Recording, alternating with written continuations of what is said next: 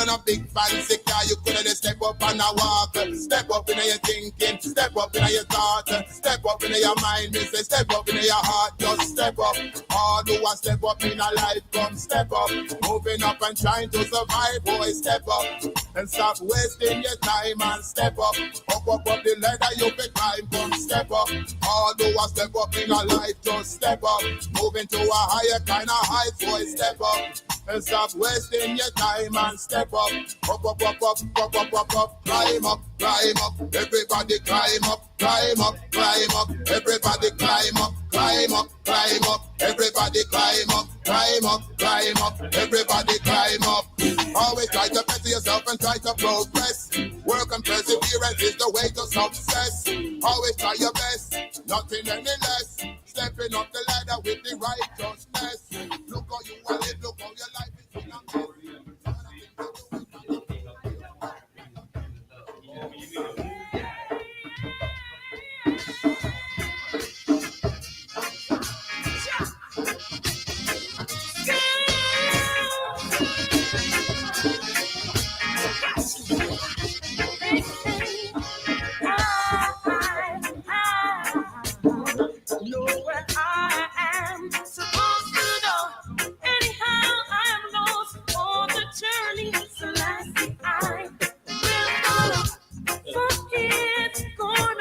Testing.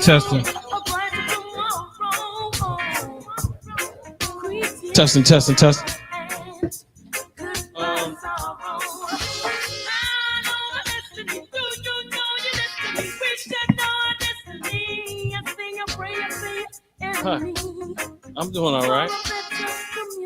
Brother Boo Jamal is the master ceremony. So they waiting on you. Yeah, they're looking at me.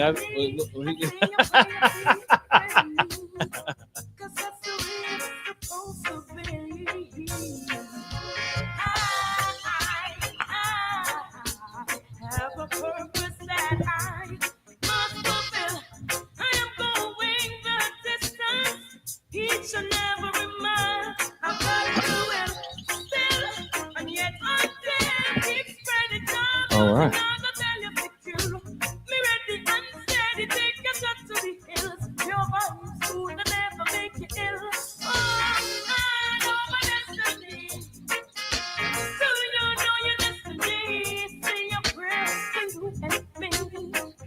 Right next to me. Who better to be next to? Huh? Didn't you tell me you got a piece of paper on me? Huh? You own me?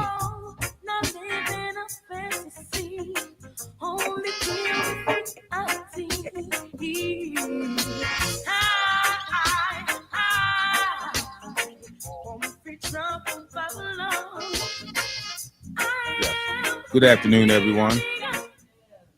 Greetings of peace. Glad that all of you could make it today at the Temple of New African Thought for our Sunday Healing Circle.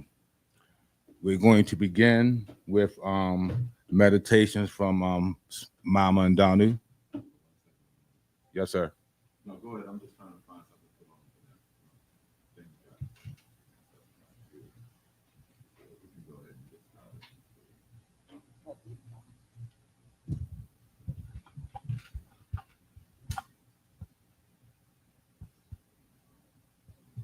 Good afternoon, everyone.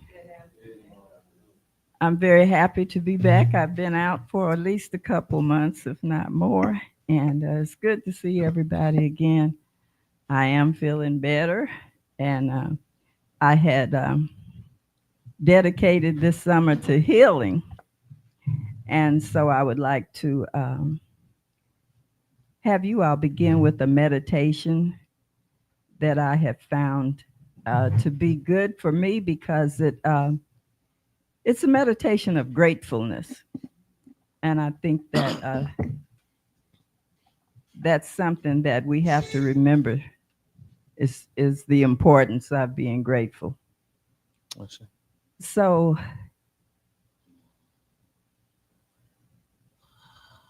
do you have some flute music or something? Give me 1 second. Okay. All of my titles. Okay. Well, while we're waiting, If everyone wants to get into a mood for meditation, you could sit straight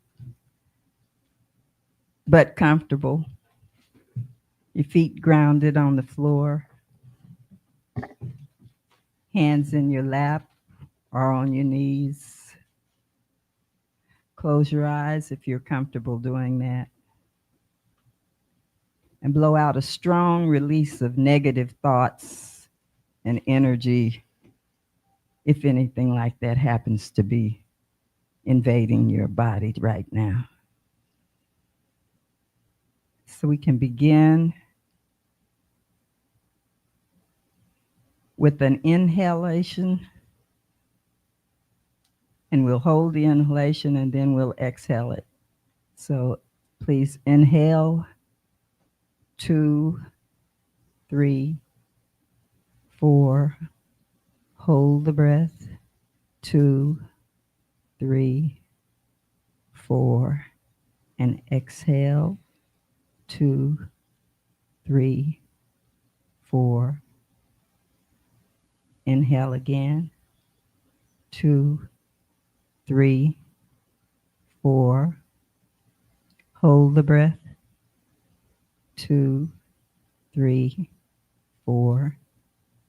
Exhale. Now this time, fill the breath all the way up to the very tip of your head. Once upon a time, your mama called it your soft spot, the crown of your head. Try to see your brain. Thank the Creator for your brain, which controls so many automatic functions in our bodies, inside our temples. Breathe that blessing. Now move the breath down to your third eye area, between the eyes, near the middle of your forehead. Be thankful for your ability for imagination, creativity, memory. Breathe that blessing. Move the breath down to your eye sockets and appreciate your gift of sight, your ability to see all the beauty of this earth, the variety of so many things, colors, shapes, designs, faces, bodies. Breathe that blessing. Now move your thoughts to your ears. Give thanks for your ability to hear the wind, music, birds chirping, voices, even warning sounds. It's all kinds of sounds and the ability to communicate, ability to hear, to recognize, and understand the voice of spirit. Breathe that blessing. Give attention to your nose. Be thankful for your sense of smell. Think of the different aromas and experience your breath. Feel the warm air and realize the fact that breath enables our lives and bodies to be sustained by spirit. Breathe that blessing. And now focus on your mouth and all its functions. Your ability to speak truth, affirm guidance. Be thankful for your ability to taste and chew your food, to throat, to talk through your vocal cords and your voice box, to communicate, to sing. Breathe the blessings that flow through your mouth. Now think about your neck and how it supports your head. And think about your spine, cervical and lumbar disc. All your bones, in your skeletal system, muscles, ligaments, tendons, cartilage, all connected and working to support and align your torso, all working without any switches to turn things on or any bills to pay to keep them working.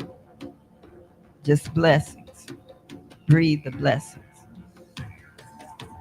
Now let's consider our hearts and thank it for the rhythmic beating and pumping of fresh oxygenized blood throughout your whole body. Feel the rhythm of your lungs, helping your breath, pushing the air. These are the most important organs, keeping us naturally functioning from day to night and back to day again. Sisters, bless your breasts and reproductive organs, our ability to nurture and nourish, just as Mother Nature does for us. And brothers, bless your reproductive organs as well. Let us breathe the blessings of the ability to have children and offspring. Remember books and diagrams from health classes in school? Concentrate on your digestive system, your waste removal systems. Picture your stomach, kidneys, liver, spleen, gallbladder, bladder, colon, intestines, all functioning automatically just for you. What a blessing. Breathe and give thanks for your glands, your nerves, your lymphatic system. Be thankful for your arms and legs, fingers and toes, your hair, your ability to walk, to run, to jump, to grab, dance, stand, and sit. Be thankful. Know that you are blessed because you can feel, you can touch, you can love, you can be passionate. So sit in your blessings. Be mindful of these daily gifts. Breathe. Inhale and exhale because you can. Breathe the blessing. Be thankful and appreciative and grateful for all that you have as you bring your awareness back to this space, back to the temple of New African Thought. And so it is. Ashe, Ashe, Ashe. Thank you, Mama and Donnie. Next, we're going to transcend into libations. Libations is, in an African conditioning way, a bridging of the gap of our ancestors with real day, with us in this real day time, the knowledge and the wisdom and the understanding. So with that, we will everybody can call out or silently the ancestors that's made an impact in your life, and then we'll go to those more recent ones in our personal lives, family members, loved ones, so forth.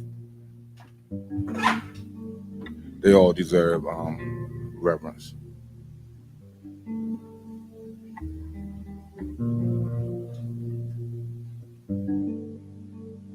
So once again, everybody, those ancestors of old that you revere, can you say their names, and then we'll say Ashe after that? Ashe. Ashe. Nat Turner. Ashe. Ashe. Ashe. Ashe. Ashe. Ashe. Ashe. Ashe. Ashe. Ashe. Akhenaten. Ashe. Ashe. Ashe. Ashe. Ashe. Asa G. Hilliard. Ashe. Ashe. Dr. Francis Cress Wells. Ashe. Ashe. Dr. Patricia Newton, Ashe. Miriam Makeba, Ashe. Ashe. You know, we can fill up this 2 hours for just doing that on our ancestors. Okay. Now, what about those our ancestors that had a personal relationship and connection to us, be they loved ones, family members, those that have recently transpired? Even Preston Winkler, Ashe. Pauline and Waverly Johnson, Ashe. Ashe. Ashe, Ashe. Kabil Abdul Manan. Ashe, Ashe. Ashe, Ashe. Charles Ashe. McAveen, Brother Chuck, Ashe. Ashe. Uncle Hooks, Uncle Rudy, Ashe. Ashe, Uncle Borshi, Ashe. Ashe, Uncle Ashe. Ashe, Ashe. Ashe, Ashe. Ashe, Janet Jenkins. Ashe. Aunt Rosa May, Ashe, Ashe. Ashe. Ashe. Ashe. Once again, we can go all 2 hours. All right, thank you very much. Ashe, Ashe. Ashe, Ashe-o. Ashe-o. At this point, if anyone has anything that they like to share, poem, song, words of inspiration, reflections, or anything like that, now's the time.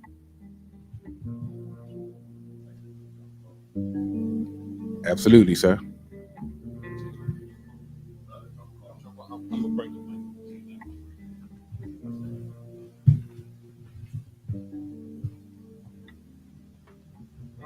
How you doing, sir?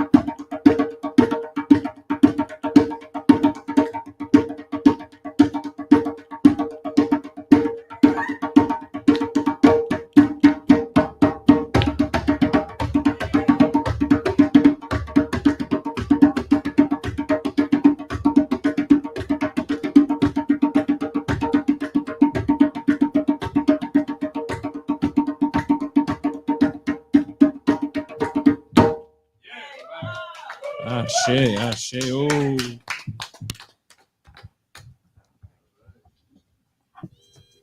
Well, I've had a lot of time to think about things since I've been at home. And one of the things that's been on my mind is all the political turmoil and upheaval that's going on. And personally, I'm very, very thankful for Ibrahim Traore and the work, the mission, the purpose that he is putting forth for us. I pray daily that he stay alive and that his mission be successful. I know R. Kelly and Beyonce and somebody else has written some songs for him. But I look back in my own stuff and I found a song by Judy Mowat, who was one of the I3 that sang with Bob Marley and the Wailers.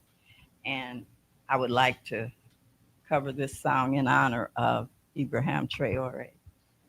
It's called We'll Sing Our Own Song.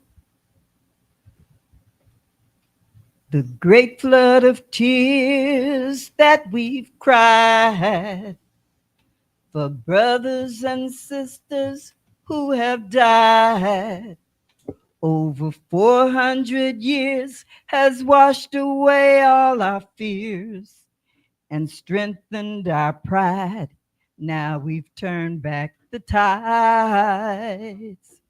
We will no longer hear your commands. We'll seize the control from your hands. We'll fan the flames of our anger and pain, and you'll feel the shame for what you do in God's name. So we'll fight for the right to be free. We'll build our own societies. We'll sing, we will sing, we will sing our own songs. And when ancient drum rhythms ring, the voice of our forefathers sing, forward Africa run, our day of freedom has come. For me and for you, a mandala way too.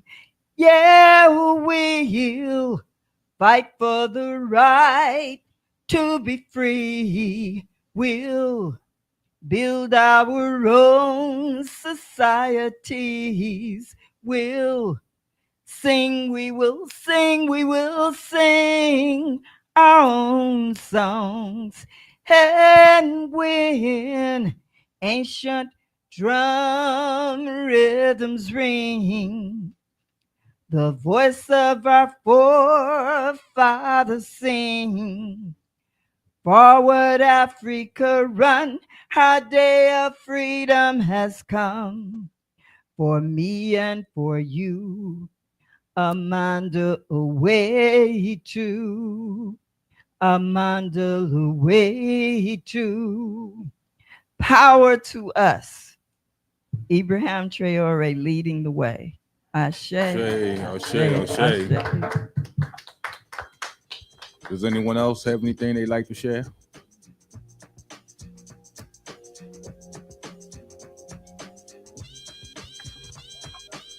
Mama covered it.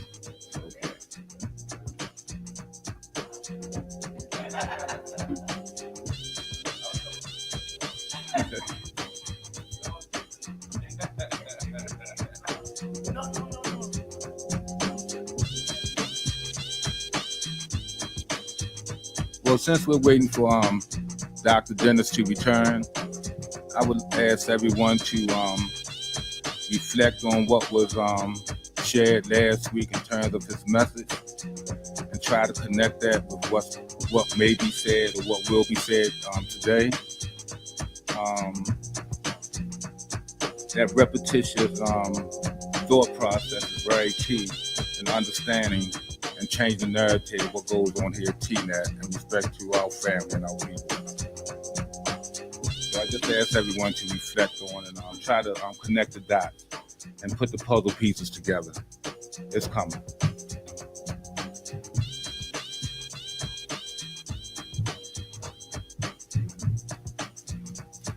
Now I give you Dr. Dennis Ausar Winkler, Temple New African Thought. Thank you. Was there a question? No, I was turning it over to you, sir. Oh, okay. All right. You got something for us, Brother Los? You got some music? Let's see what you got as I hand this out. Let us vibe to it.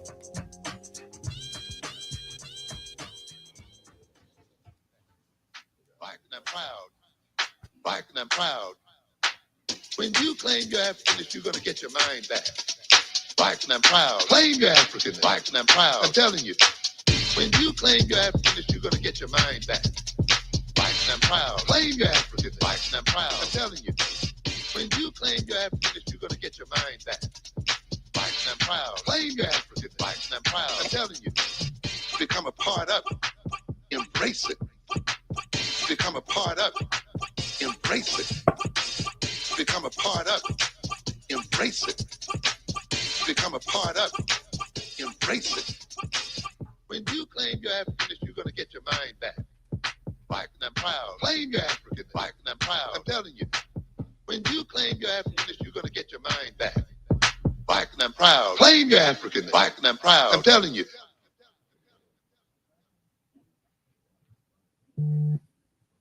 Ashe. Blessings, family. How's everybody doing? All right. May I have permission from my elders to speak? You know. You sure? Yes. You got, don't be trying to shut me up once you gave me the affirmation. You know what I mean? They be like, why does he have to go there? So today, family, we're gonna pick up. I want to first, before I go there, I like to say, appreciate having some who've been out for a while. Mama and Danu, brother Carlos, back in the house. Looking healthier and stronger than they did since I last. Well, maybe I saw you walk a little bit more easy. Something going on. You still got some stuff to do. You say, right? But nonetheless, excited to have you. The energy is good. I appreciate everybody who pitched in this week, who took up a part and got here a little early and helped with the setup, make sure we got things done in a fashion where we don't feel rushed. Where I also allow some space for me to print papers and not get and do some different things like that. So I think, as they say, what's the African proverb? More hands, lighter the load, or something like that. Sounds good. Everything that sounds right is an African proverb. Is that not right? Everybody say Ashe. Everything is right. It's an African proverb. Yeah.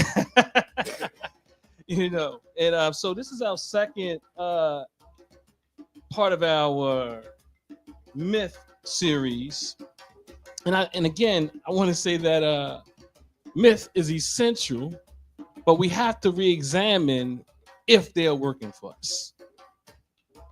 I heard some myths here today, to be honest with you. But the fact is, what is the myth, and is it serving us? But I think we have to examine myth, not just tackle it and beat it up for no reason at all. You know what I mean? Just to be right and correct. But what is it doing to serve us? Y'all like, what myth did he hear today? What?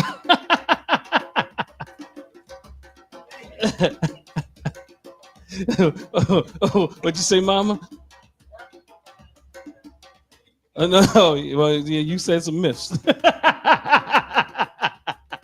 But nonetheless, if that would look, your mind is working. But no, I think. But thank y'all.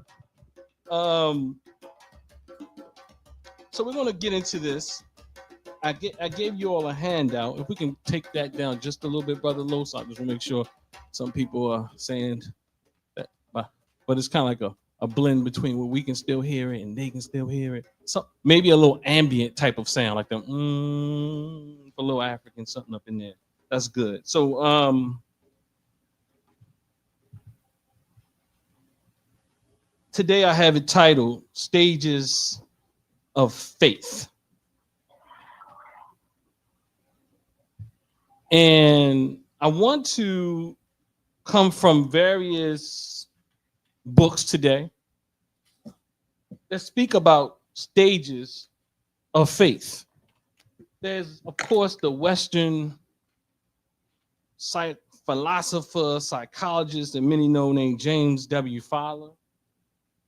You know, then there's also Muada Ashby, who has maybe every book that I've read of his, including, the Book of the Dead or Coming Forth Day by Light.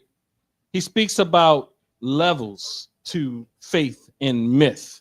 And then it's this book here called Ultimate Questions, which I read when I was in school, in my master's program, which was, it was profound when I was reading this thing, because of course, maybe some of you might not know that. So I don't have I do have a traditional and, let's say both and type of degree. So my degree is clinical at the master's level, but it's also theological in a sense, if that makes sense. It's more spiritually integrated psychology. And so we dealt with matters that had to do with faith, theology, spirituality, atheism, whatever it is, throughout the entire program. To me, although it was in a Western institution, it was the closest thing that I could have gotten to what we call an African-centered framework when we're talking about psychological study. Because at the core, it was spirit. And this is how African or Black psychology is kind of framed as well. That they said the core is always spirit or spirituality. They say African people are spiritual people. But I like to kind of dissect just a bit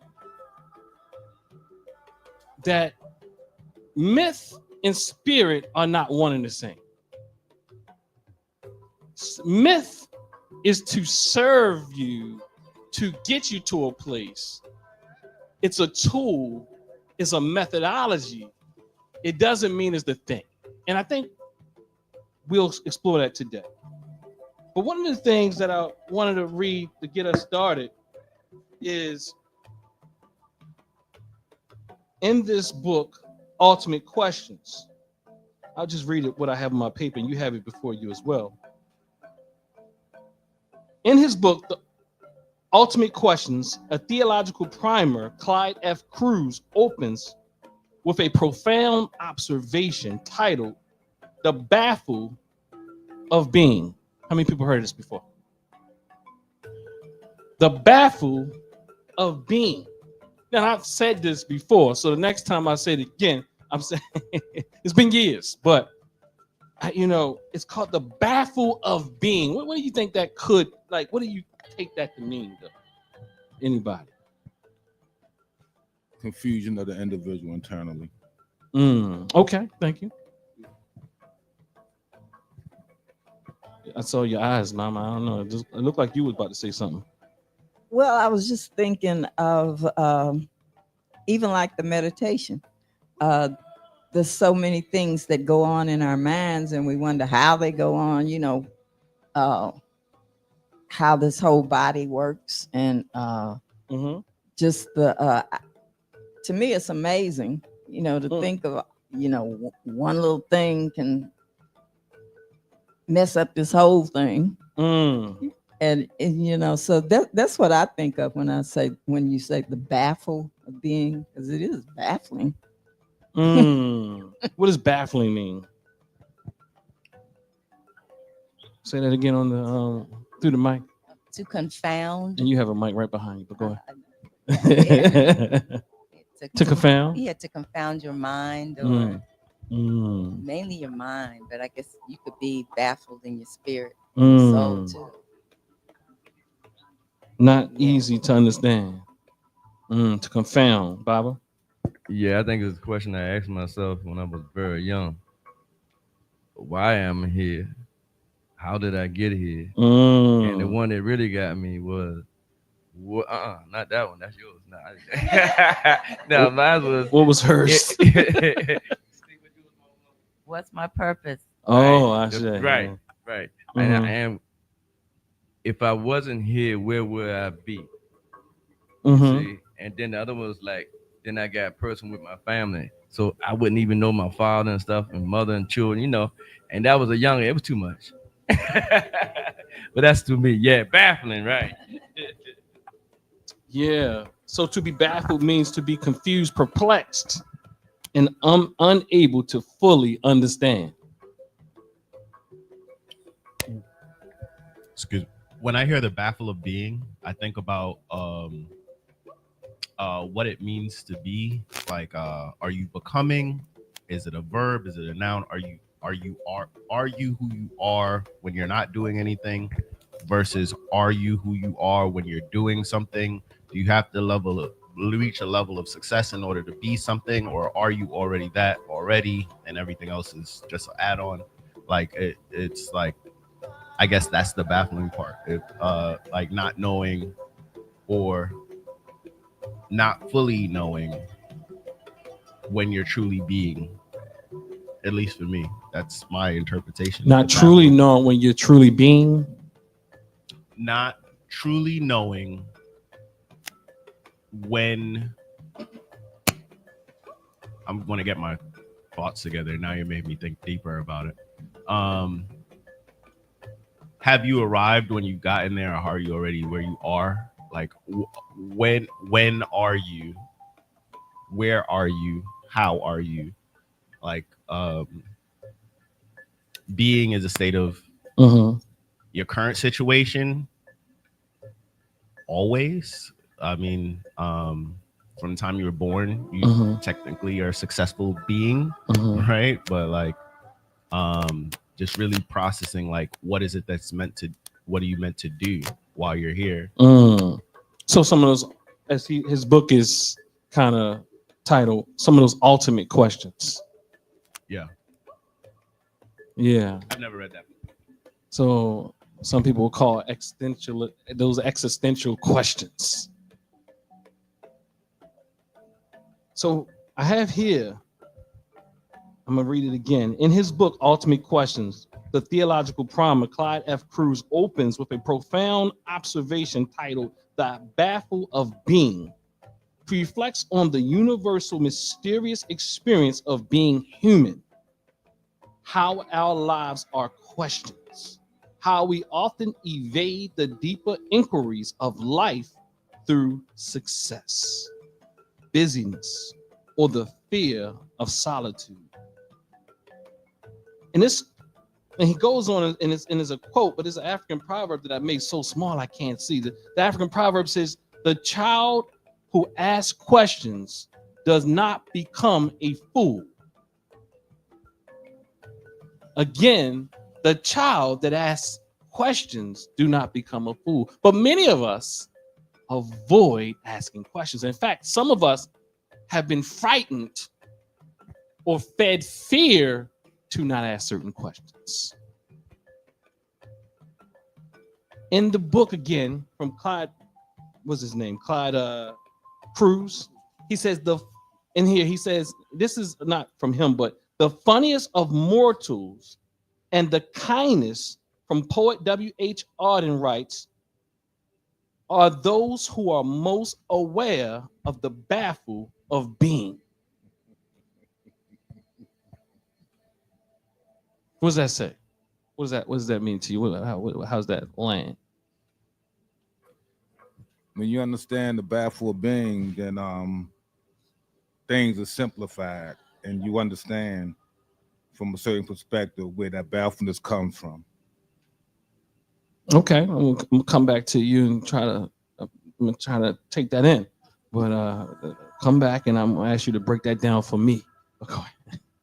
For me, when I think of the baffle of being, is I could be one way today, and then something occur to me, or I get a revelation of something, and it'll baffle me completely in an opposite direction from what I experienced today.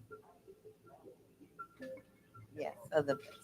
So baffling is almost like the mystery of things kind of unfolding, and you can think one way one day, but because we're constantly living and experiencing different things, that can flip completely around next week. Yeah. I agree with that. I'd say, and speaking from my personal experience, I am baffled by being oftentimes when I feel like I gain or lose a sense of my identity, in the sense like, I lost a job and now I put so much into that, and I'm like, I am a part of this title, and then I realize I'm not that title. Or when I come here and I don't have a guitar, then I'm like, oh, I'm not even a guitarist, I'm something else. Or like, or if I'm, when you're known as something and then that thing is not there, then it's like, well, who are you? You're obviously deeper than that surface level thing, that add-on that was already there. And then at your core, I'm like, not even my clothes, I'm not even just my NDIRE. Yeah. Well, look, I was wondering.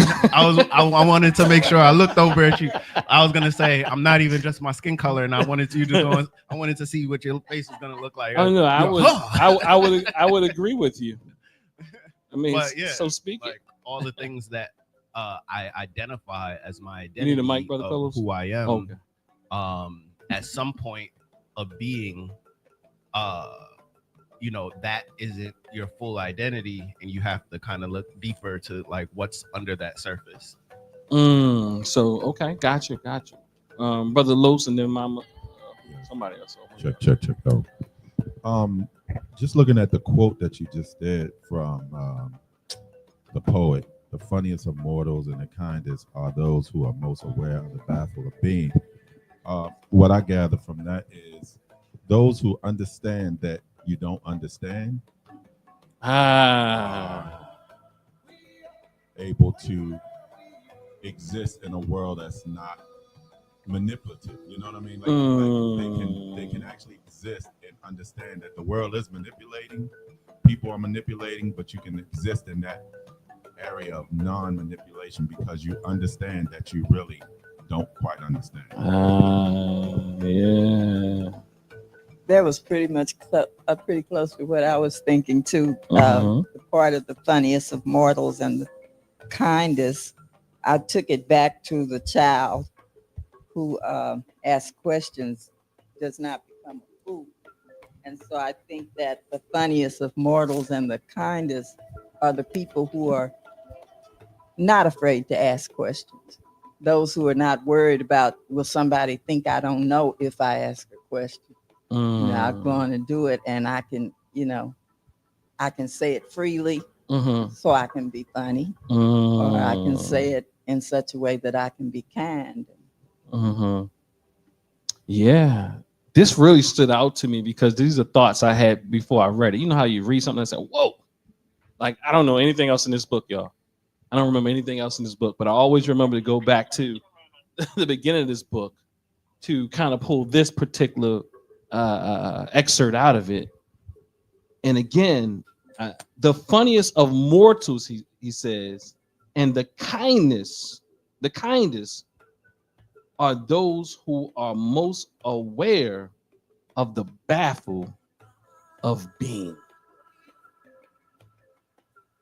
And then it goes on. I was going to say something, but I think this will highlight it. Cruz notes that to live consciously is to walk with mystery. And this is what we spoke to last week. To live consciously is to walk with mystery. As Mama and Danu just said, it's like kind of like those who are not afraid to ask the questions, but also his brother Abu Jamal and some others stated,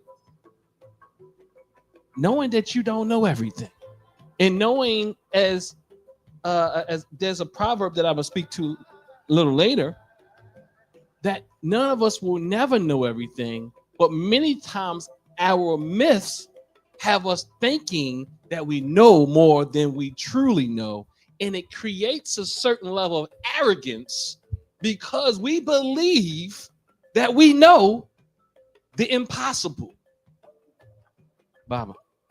My father used to say all the time, he said, those who know all knows nothing. Those who know all know nothing. And that's from a man born in 1800s. So, that's ancient. Oh, no. But contemporary ancient. You got something else, Bible? So then he goes on to say, let me start back over. Cruz notes that to live consciously is to walk with mystery, not in avoidance, not to avoid reality, in fact. And the reality is you don't know, and we don't know, and none of these systems know all that they claim they know, but they serve us. And how do they serve us? I think that's the question. That's why I say, it's not about disrupting beliefs. It's about whether or not those beliefs are serving you and the community. Is it serving you and the culture? Is it serving you? So it's not about just stripping things from people, because sometimes beliefs or myths give people frameworks, but even more than frameworks, it gives them hope.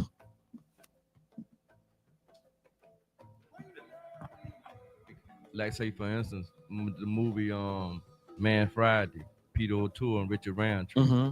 That was a very good movie. You seen that? Anybody seen that one? No. And what it was about, it was showing that two men on an island, totally by themselves. How you doing, brother? Good seeing you, man. Yeah. And so Richard Roundtree, real quick, he came on the island with some of his friends, and the white man was stranded on the island.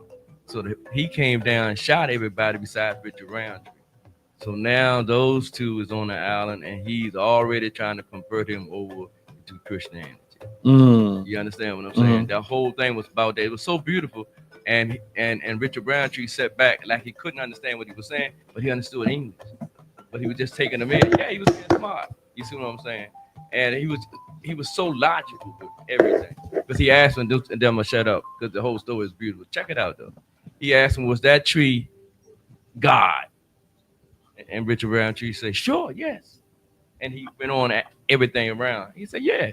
But the concept he couldn't get was what? God is everything. Yeah, I see. Yeah. But Baba Kolos. Yes.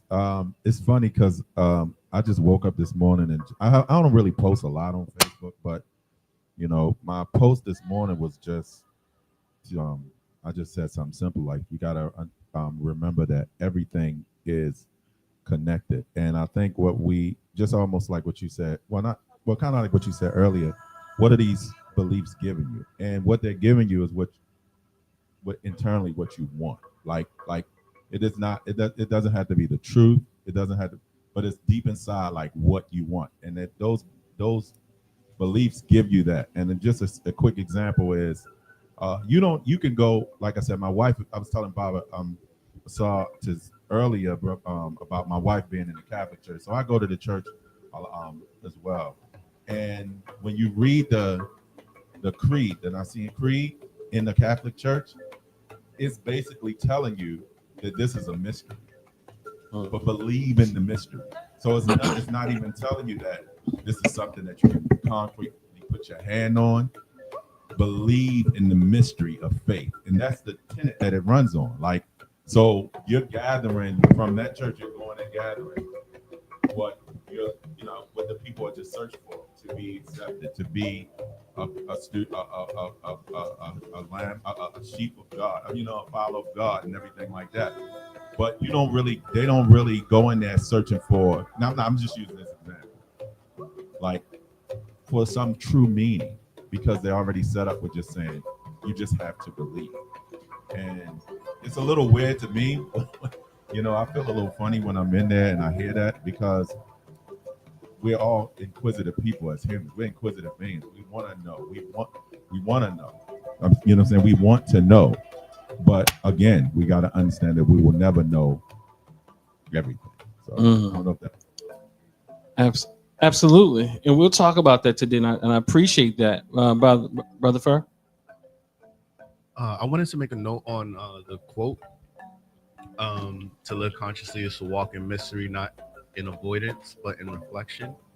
That sparked a thought or a feeling that I've been having. I do a lot of hikes, and I've been inviting people on hikes. And I notice a large amount of people who are invited on hikes, because I have to do it multiple times. They don't know how to unplug. Like they'll still be on their phone or scrolling, or they want to take the pictures. And I get it. You know, you're in nature. You're not normally in nature. You take pictures. But then after a hike, I tend to reflect.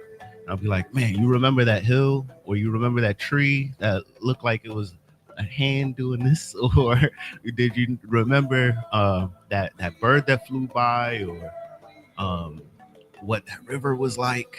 And they're like, I don't even remember a river, and I'm like, that's the point, right? Mhm. And then the idea of like to live consciously is to walk in mystery, and I think that using the hike as a metaphor more than the actual hike, but like when I'm taking a hike, I'm conscious and I'm looking at all the vines because I don't want to get poison oak on me. I'm looking at like the rock because I don't want to twist my ankle. I'm looking at the river, or looking at the birds, or you know, I might just be aware. And in many ways, not unplugging can be a bit of avoidance, because you can do that at home for one, but then it's also like this it's like you miss the moment, you know, and then, you know, so that's kind of what that brought in. And this orientation mirrors the heart and spiritual maturity and deeper questions that in any faith journey must face.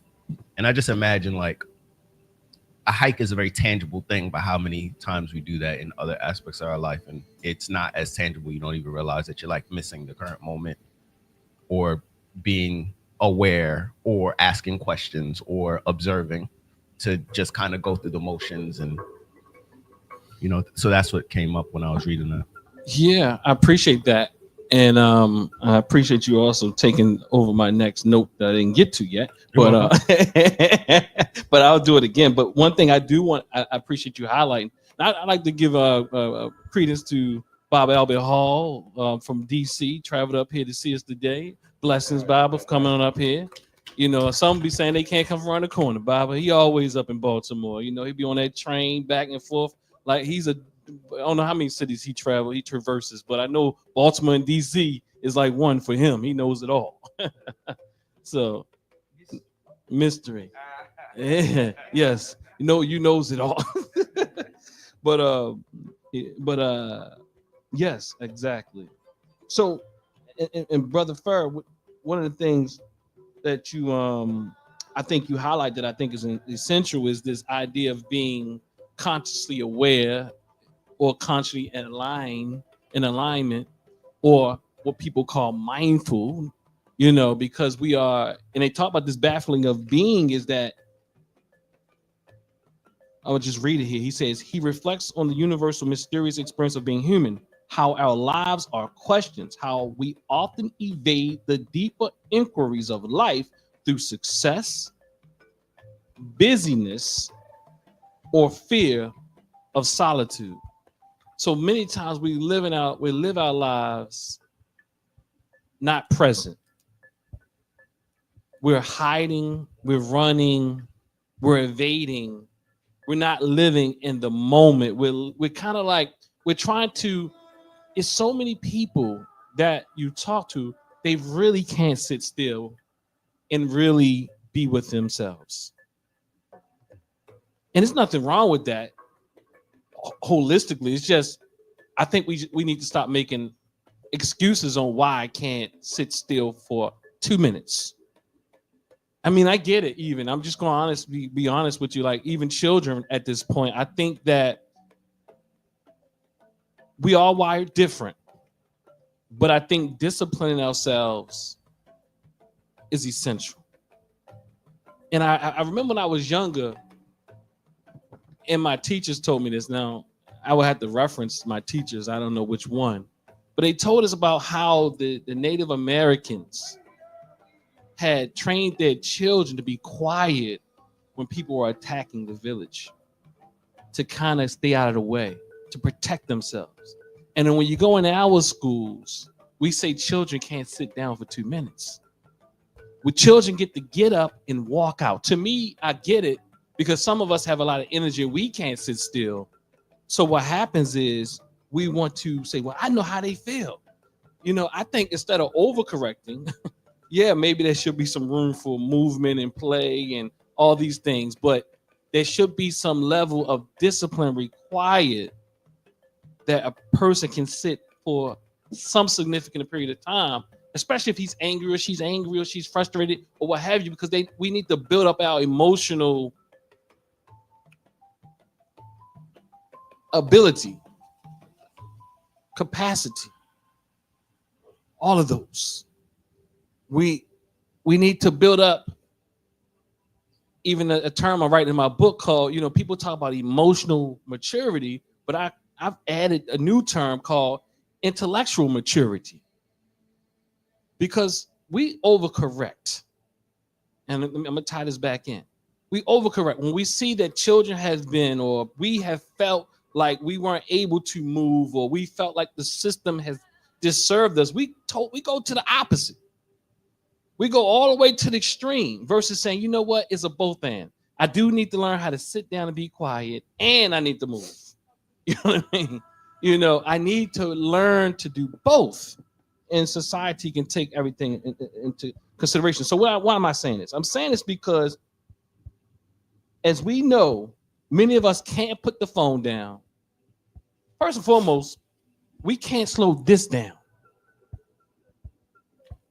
without a phone. The phone is just an object, or even a book. It's something to keep us occupied from really dealing with our own self.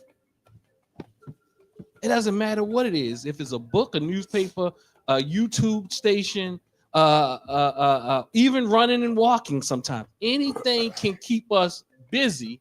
As you said, you can run and walk and not be present. As Baba talks about, you can be trying to do movements and postures and Tai Chi, and as yoga, and not be present. And the fact is, from what I hear from most people, it's about, from those who practice it I want to say those who practice on deeper levels, they say, and you even said it, like at one time it's about the postures, but then you begin to learn that it's deeper than the postures. Baba says behind Tai Chi, there's a philosophy. And it all comes to really, for the most part, connecting with ourselves. So let me go back to what Brother first said earlier. I'm going to read the whole section over. Cruz notes that to live consciously is to walk with mystery, not in avoidance. How do you avoid mystery? You know what I mean? Like, you're in essence, what it's saying is you gotta avoid making stuff up. You gotta avoid acting like you know things that you truly don't know. As Brother Kevin often says, he says, none of us have the monopoly on esoteric knowledge, but we act as if we do. And it's interesting because we will go from one system to the next system and say, this system was wrong, and this is the right system. I'm telling you, they're all wrong, but are all right at the same time. Ain't none of them. Look, I'm not saying that they're not perfect or they got imperfections. It's not even about them being imperfect. They all are there to serve you on one level. They're all not real in a sense, to be honest. They're made up. I'll just be straight. But we make up mysteries and beliefs every day. And the question is, again, how does it serve you? Because all types of things serve you until they don't serve you anymore. But the problem is we got addicted and caught up with the story as if the story was reality. And going back to what I'm saying, I saw somebody. All right, so let me keep going. So again, let me read this one more time. Cruz notes that to live consciously is to walk with mystery, not in avoidance, but in reflection, as you spoke about, Brother Fur.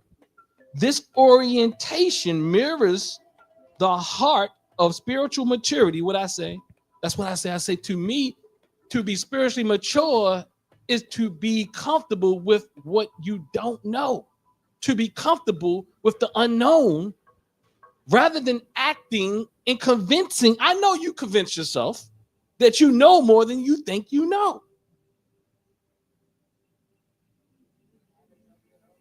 Hold on. Give her that. Give her. Say that again.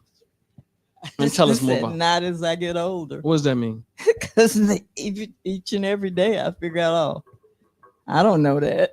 You know, you be thinking, you know, I know something. Then you say, that don't make no sense. Yeah.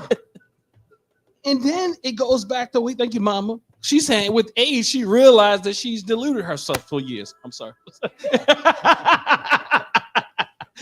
And I'm saying you don't have to wait, because if I agree with this statement, to me, he says, the funniest of mortals and the kindest are those who are most aware of the baffle of being.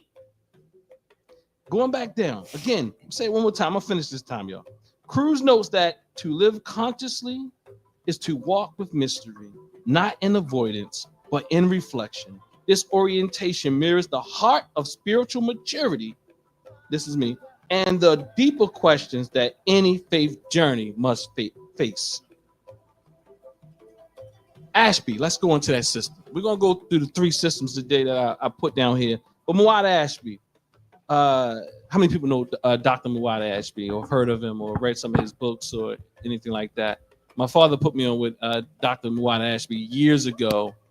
His Egyptian yoga book. I think I still have it. My father had a whole bunch of books that are falling apart, you know, and I think that was definitely one of the ones that's falling apart, because he always has these extra large books that, you know, after a while the pages start to kind of loosen up on them, you know, those type of things. Y'all like, nah, well, you know, that's a little bit too much information. Okay, pardon. I'm sorry.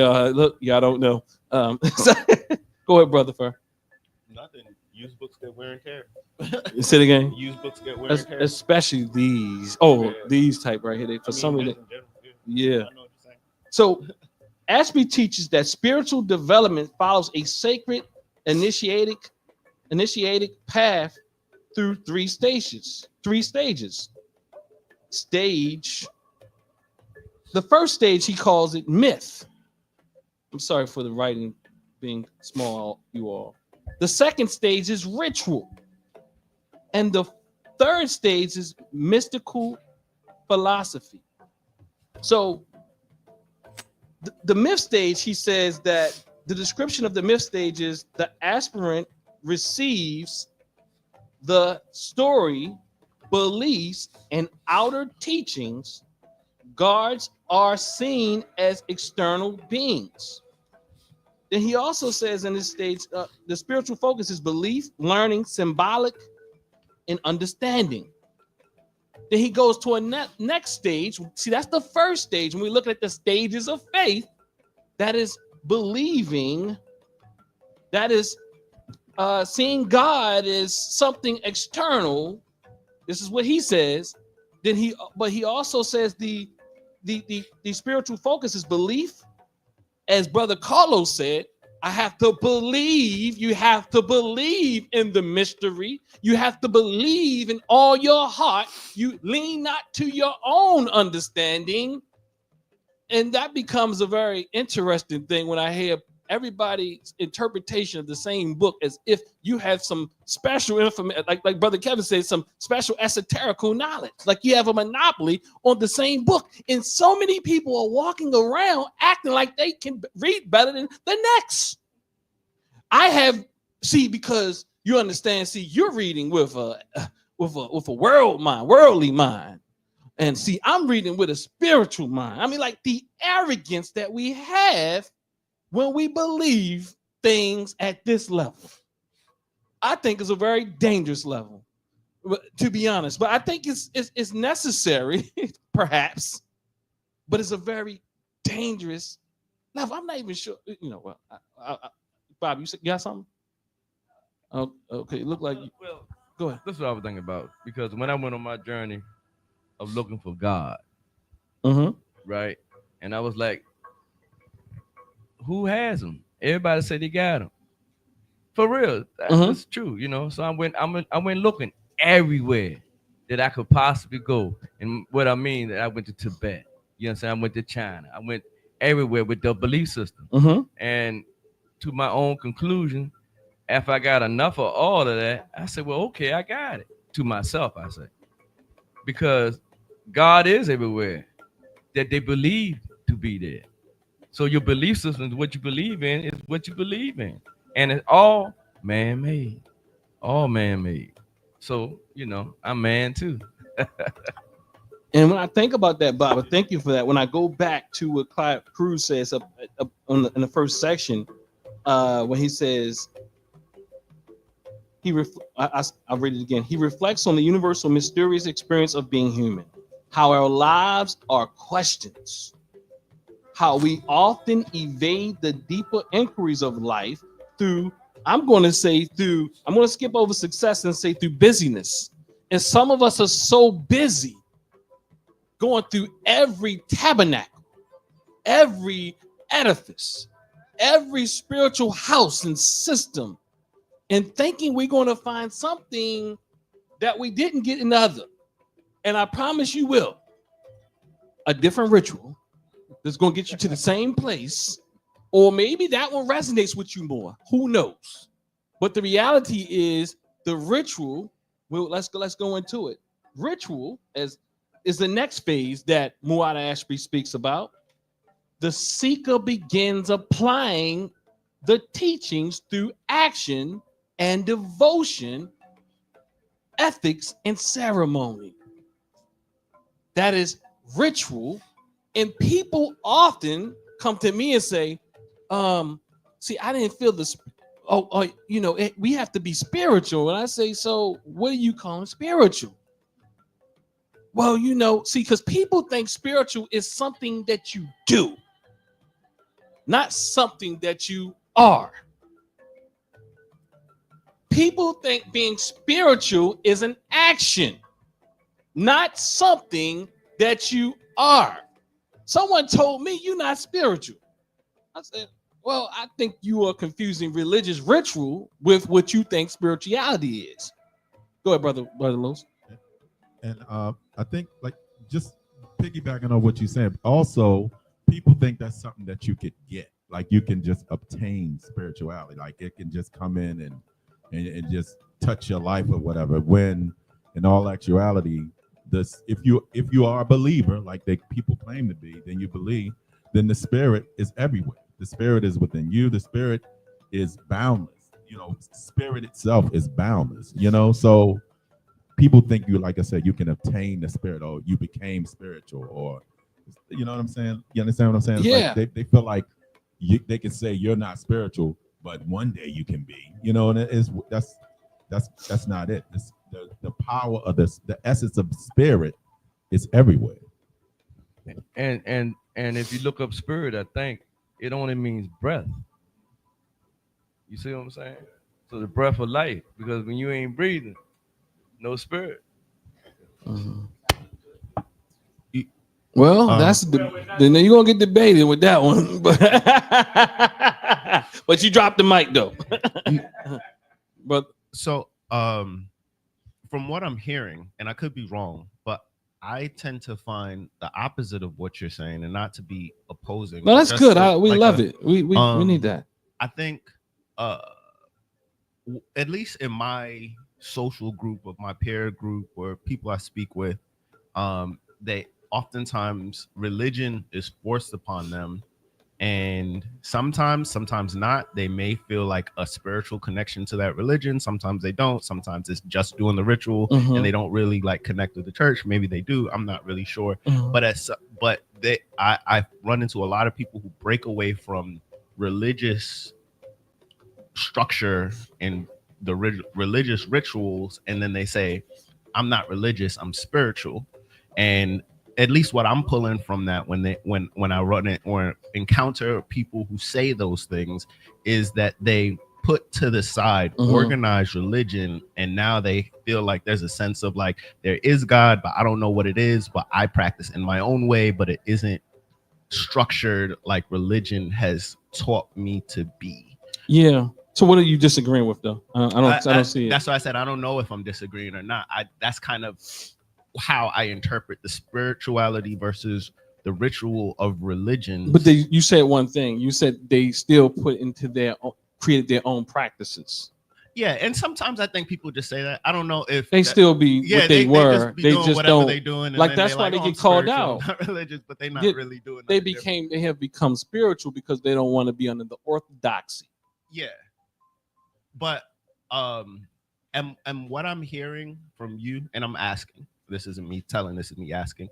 That there's a next level where you take on spirituality, but then you create your own rituals. Well, you can, and I'm not even saying it's next level. Okay. But what I am saying is that people still confuse what ritual with being spiritual. They don't believe spiritual is a thing that you are. They believe spirituality or spirit or connecting. You have to do it through some form in practice, and that practice has to be such a way. Yeah. You know. So what people do is many times, and there's nothing wrong with it. There's nothing wrong with practices. I want to repeat that. But when you're looking at other people because they don't do the practice as being less than, then you are nothing more than a religious person who decided that you didn't want to be part of the orthodoxy. You understand? Or the institution. And that's why some people that are part of the institutions, like the church and the mosque and the temple and all these type of places, who come from these organized traditions, call them lazy or undisciplined religious people. Because they don't want a person to be their priest, their minister. They don't want the church over them. See, that becomes problematic in some sense as well. But we'll get there. So let's go to the next one. So again, he says, Dr. Muwada Ashby says, ritual. The seeker begins applying the teachings through action, devotion, ethics, and ceremony. Nothing's wrong with it. I just want to be clear. But we do not confuse that with what spiritual is. Again, the focus is practice, discipline, purification. And part of the issue is lots of us are all everywhere because we lack discipline.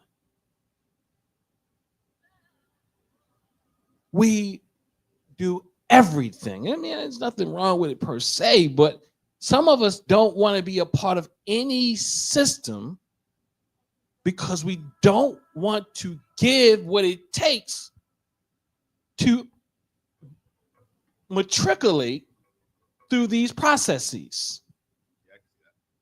And you don't even have to truly believe the thing like the first level to actually go through a system, because we all go through systems we don't believe every day. We discipline ourselves to go through them. You don't have to believe it on the first level, which is myth. You don't have to believe it on a mythic level, Mama Luca. Yeah, the other side of that would be people don't want to submit to indoctrination and assimilation. Mm-hmm. Because it will limit possibly the ability of free thinking and expanding oneself in spiritual growth. Yeah, I just spoke to that though. You don't have to believe it. Yeah. You can go through all types of systems. I went to school and didn't believe half the stuff. But we saw some value in that. But there was things in it that was beneficial. You don't have to submit to indoctrination to go through a system. You can practice Tai Chi and not believe none of the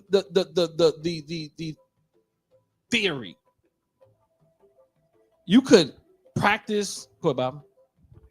It's like I always say, it's like a sifter. You know what a sifter is? You put flour on top, right? And you do like that, and the good flour come down, you sift it through, and the bed stay up top. You got to know when to keep what is the bed and what to keep up top and keep it out. You know what I'm saying? Yeah. In my research, my study, the same people who often would say that, but they also belong to all these things. I had more Christian Ephi Catholics than anything. They practice all of it because somewhere in their mind, one of these things they got something. It's going to work, or there's some fear there, or there's a lack of discipline.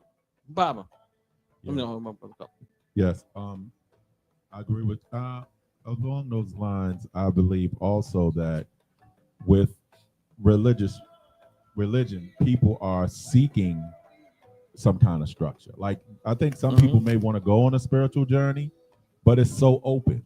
You know that like Baba said, you went all over seeking God, and I think sometimes a lot of people can't handle that openness of thought, and it feels like I'm lost now, so I have to be drawn back to something with some structure. This has to be the way. This is the way. I think it's different though, because I think we're talking about maybe three different type of folk. Some people into everything. You're not seeking structure. If you're into everything, you're seeking hodgepodge. I created. And I do what I do. I'm afraid. I'm looking for something. That's nothing wrong with that, but that's where you are. Some people go back because they still say, I practice Islam, although I don't believe in none of it. I practice it for discipline. Some people say I practice Ephi and I believe it hook, line, and sinker. I mean, I work with people every day, and I see how all these systems have their strengths and their weaknesses. Where people are, I have people that I work with who practice Ephi, practice tarot cards, practice Kemetic teachings, and they find it very difficult, and they believe it. I mean, they believe every last one of the things that's going on. And they mix them things together. Yeah, they mix them up, conflate them, and it gets a little confusing. They talk to psychics. They do all the things. That is a lack of discipline. I try to tell you, look, if you say you practice Ephi, go talk to your priest. But you don't want to discipline yourself to even the priests. You know how many people I counsel? It doesn't even matter. Christian religion. They come talk to me because their religion probably doesn't even say they should talk to me. But they talk to me because they don't even trust the minister. Or they don't want to be under the minister, but they want to stay in the faith. Or they don't believe it. Like I said, if you're a believer, they practice what they don't believe, because sometimes people will go outside of them, the minister, thinking they are like, well, let me go talk to them and he won't know about it. This, Yes. But their belief supposed to be like, God knows everything. So God knows that you're going to talk to somebody else and all, but they feel like, oh, let me go over here so the priest and the church won't know what's going on. But like, they're not even practicing their own faith. So it's various reasons why people do what they do. And when I'm in it, but that comes back to the baffle of being. Many of us. And what I'm saying in all of it is essential to be disciplined. Whenever you're doing what you're doing, make sure you're doing it in a disciplined fashion. So then we get to the mythic philosophy or mystical philosophy, that level that he speaks about. He said, one realizes in teachings as inner symbols and enters direct union with the divine. The focus is union, transcendence, embodiment. What does that mean? Tell me.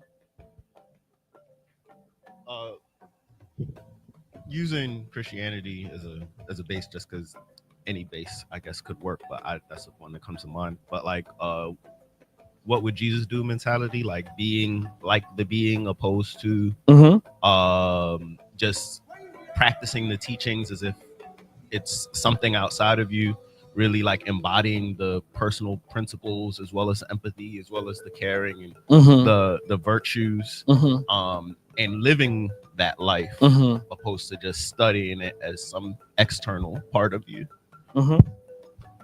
Is my interpretation. Yeah. That sounds. Anybody else think?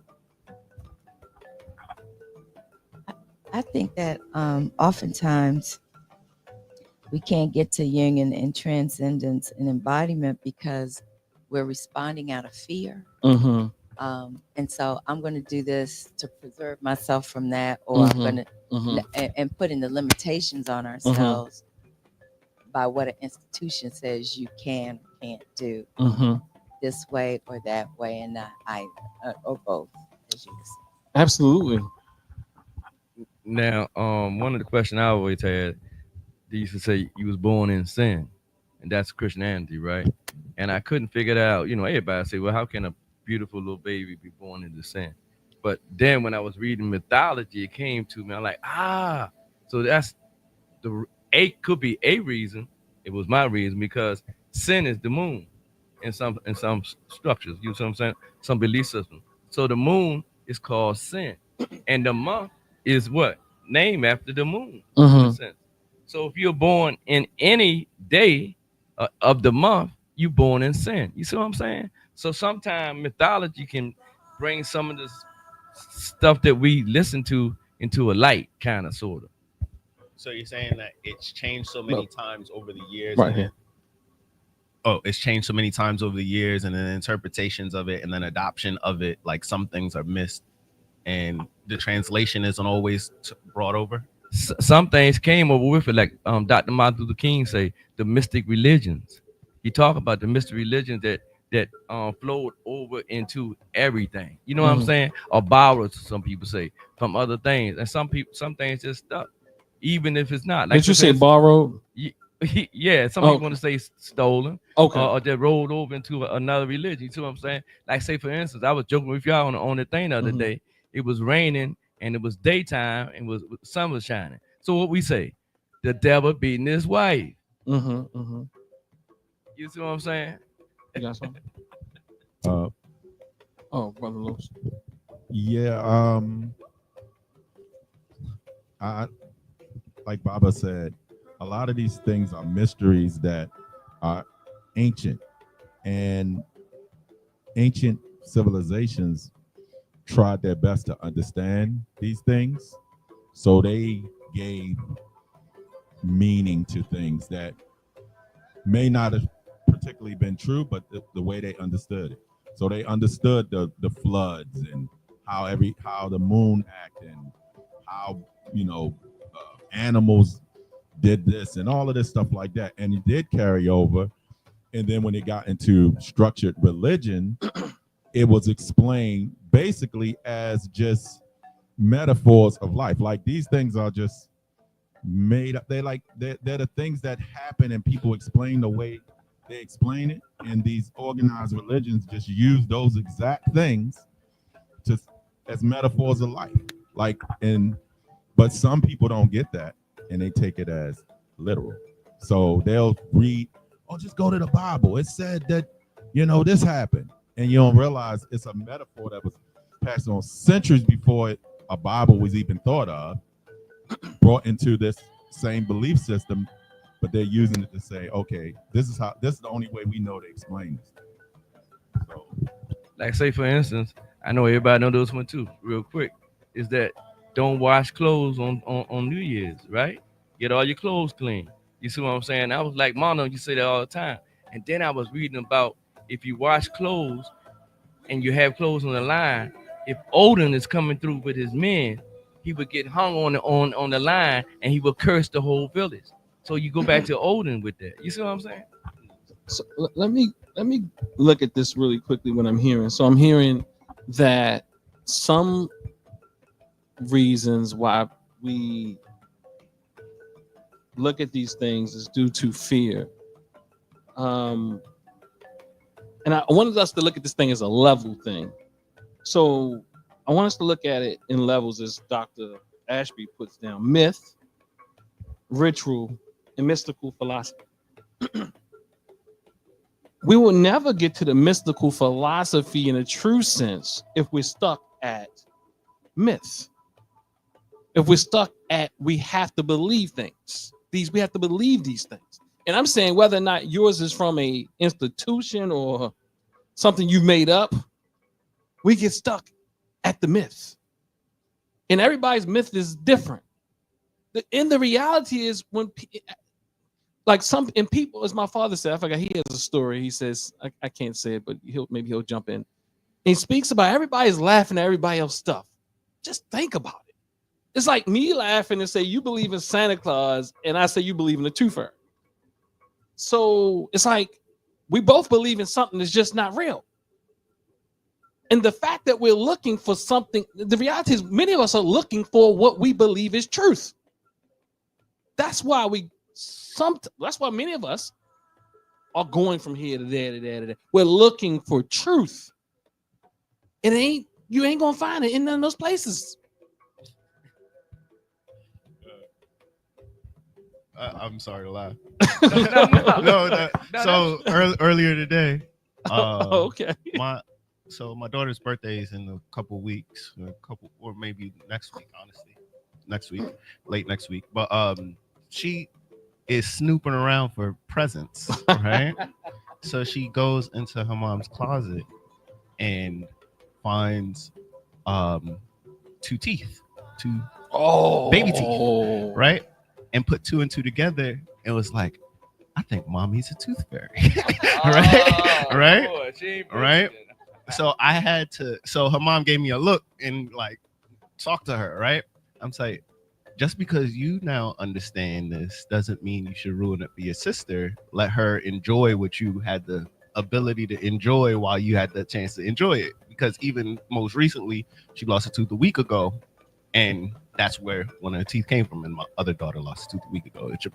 I don't know if my wife hoards teeth or not, but my point being that like when you said that, it kind of reminded me of that thing. Like I upheld the myth, even though I could have debunked it, because honestly, I don't care about the tooth fairy, but I could have debunked it, but I upheld it, and I kind of indoctrinated her into the idea of upholding the myth in order to kind of like keep the innocence of it. You know what I mean? But it just had me go through all those things. So that was me laughing out loud. So that was great. The reality is this. Another reality is this.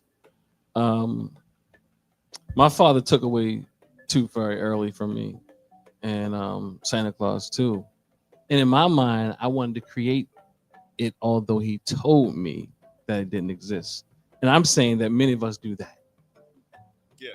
I wanted to create it like so.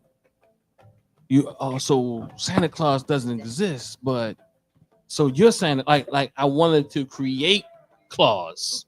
You understand? No, just to believe in something. Superstition. Superstition, as Stevie Wonder speaks about it. And we want to understand things that we don't always say. We want to understand things. We believe in things we don't understand.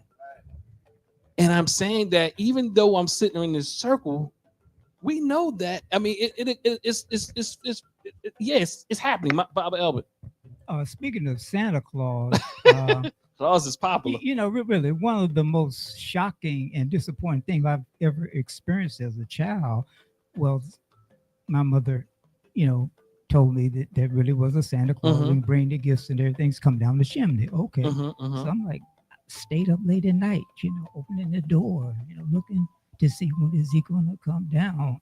My mother might catch me, so close the door. But, I've always wondered, like, how does this make sense? How could this big fat man in a red suit on top get down through that chimney as dirty as it is without getting dirty? You know what I mean? And then he's got reindeers on top of the house. You niggas slip and fall if you got reindeers on top. Dr. Ray said that's the setup for the bigger myths. Yeah.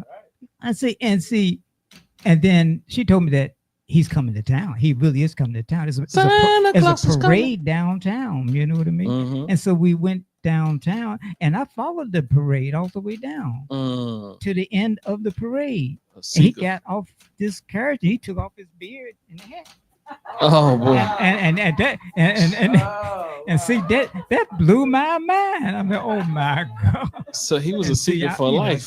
that hurt though. I mean, because I've been told lies by someone that I love, someone that raised me. You know, and I've heard that. That's a tough thing to get over. I've heard that, Bob Hall, that many people found out that their mother, there was a traumatic response. They felt their mother and father lied to them. And as I was saying earlier, Dr. Ray, and I think maybe some others say, I know Dr. Ray says specifically that it is these myths, the Tooth Fairy and the Santa Claus, is to set us up for these greater myths. And the interesting thing is we can't tell that these are myths. Like I'm saying, like, you go from, pardon me, y'all, but you go from Christianity and say that's fake. Then you go to Islam and you believe that's real. Then you go from Islam and say that's fake. Then you go to Ifa and you say that's real. I don't care if African and kente cloth is on it. I don't. It's still not real. I mean, but I have people I work with these things, and they will not do things. See, it's until it's and then there's argument about whether Africans really truly believe these things in a figurative sense. I mean, believe these things, or they saw it as figuratively, right? Even from ancient Kemetic terms and things like that.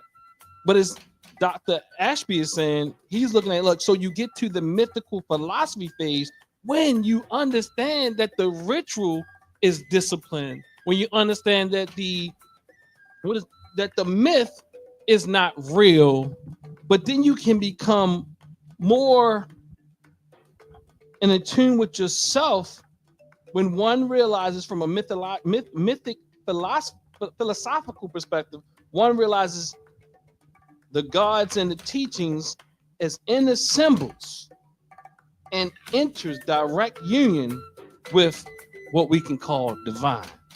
This is kind of a different kind of question, I guess. No, just put it closer to me. Oh. Do you feel that most people choose a religion because of trying to figure out what's going to happen to them after they die? Or do they do it because they're really looking for the right way to live life? So I think there's a bit of all of that, and maybe both and. And I was going to say, yeah, most people are trying, all of that, right? And especially depends on your religion, because the afterlife is not an aspect of all religious ideas, right? But how do I benefit myself here? How do I have discipline? How do I become blessed? Because it's ignorance in religions. I mean, I'm not saying there are those that are better than others, but they're all bad. They're all okay. Just think about it. When you look at it from a mythic level, you got to understand you're dealing with a child. So children will cause harm when they believe they've grown up and they're still looking at things from an elementary standpoint. Then ritualistic is adolescent. So now look at me. I can do this better than you. I can do that better than you. But you still are adolescent, just flashing, showing showmanship, how I can bow and how I can prostrate and how, I can hikmasha and all that, right? How I can do all these things. I can hikmasha better than you. You understand? And you believe that is spiritual. But you're arrogant because you think that dance and that song makes you somewhat more superior. Everybody competing in that on ritualistically. And some people, as Dr. Clark said, let's bring them back in the room. He said, we can out-pope the Pope and out-Muhammad. I'm not talking about our dear brothers with the prostration mark on their head, but we know that lots of them just put it there. They rub their head on concrete to show that I am more pious. I am more in line with my deen than you.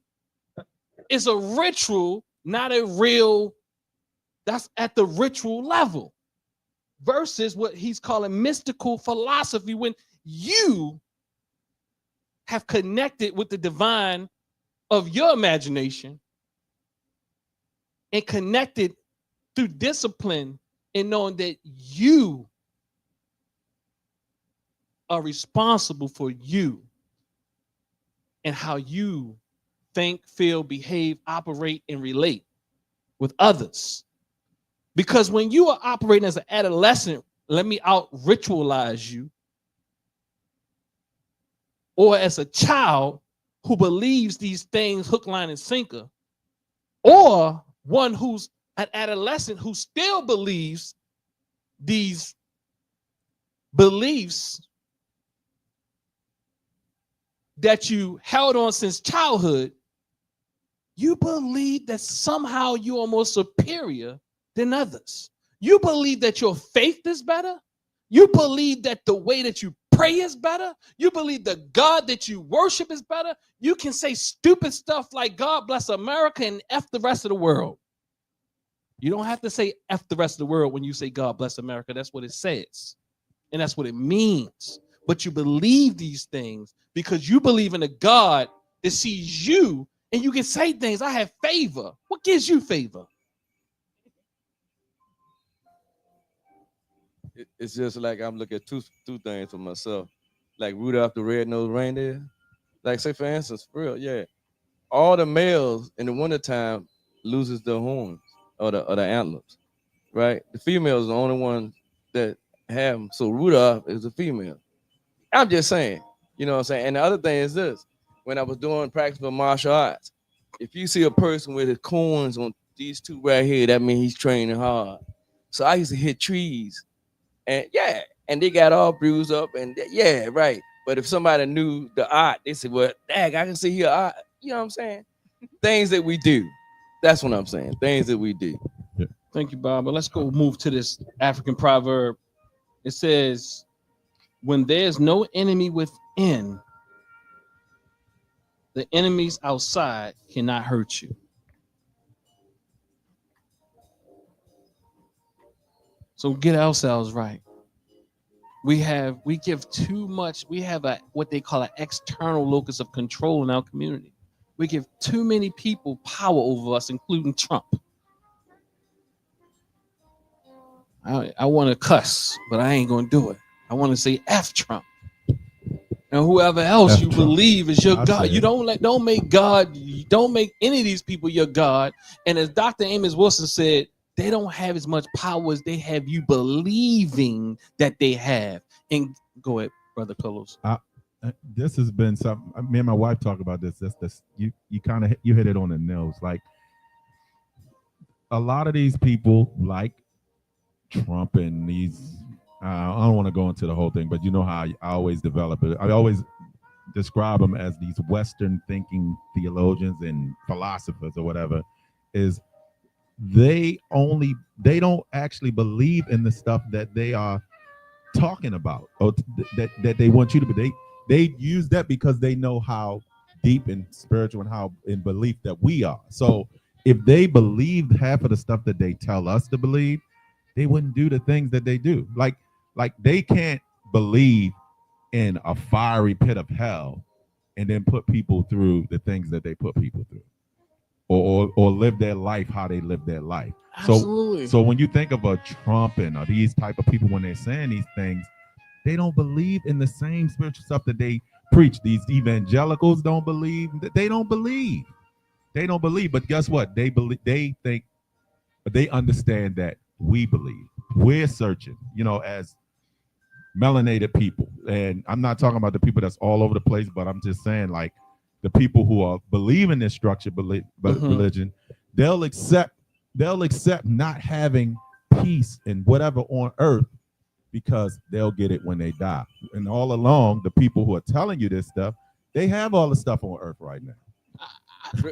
Yes, Bob. I be trying to figure out why people are so scared to die if they believe in heaven. Because God, look, if I believed in heaven, you better believe I wouldn't be staying here. That was like Bookman in Haiti. Yeah, that's why how he got the Haitians to get rid of the Bible, because he said everything in the Bible that they saying they are not. You see what I'm saying? Mhm. How they can be what they say, all this holy and stuff, and the stuff they putting us through. Mhm. You see what I'm saying? Absolutely. And just us. And Even. just us. Let's And talk just about us. us. That's what I And said. look, the people. Why are we doing fasting? Why are we eating vegan? You know, all that to live longer. Look, heaven is a short trip away. Let me enjoy my bread and my crumbs and just say, I believe Christ died, and the third day he rose again, and I still will enjoy myself and not discipline myself while I'm here. And some people literally, though, that's part of the problem. Yep. Because some people literally believe that heaven is only, and when they believe, you don't believe like they believe. You don't. And that's why they saying, look, I'm gonna eat. Look, God got me. Yep. But you don't believe when you telling them to stop eating.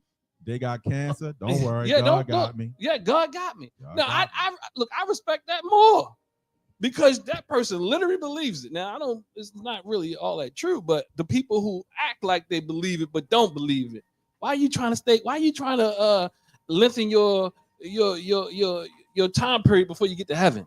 Yep. Why are you staying in hell so long? Yep. Go ahead, bro.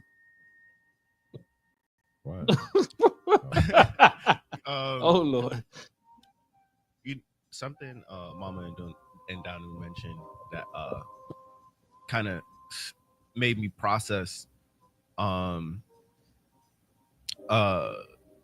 just reflecting some my own experiences or people around me. Like I have an uncle who passed, God rest his dead, and he was stone cold starch Rastafarian. Hit like as long as I've known him, locks. He would everything straight down the line from smoking to being pescatarian to just like refusing to just everything you can imagine, right? And then unfortunately when he was passing on his deathbed, and this is where it gets interesting, right? Because I've never really experienced this other than this on his he lived this way his whole life to just, and then on his deathbed he switched to Christianity, and it like threw me on a loop. It really did. It was hard being at his funeral in a church with a bunch of Rastafarian dudes who they're just as confused as everybody else.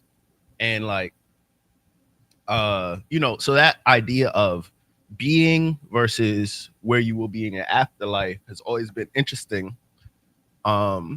Especially after that experience. And, at least the one thing I pull from that is like, both of those things are important. Like, I want to find the compromise of like who I want to be, because I don't think anything is right or wrong, but I think you need to have something. I agree with that. Like, and whatever you stick with, that's what you have.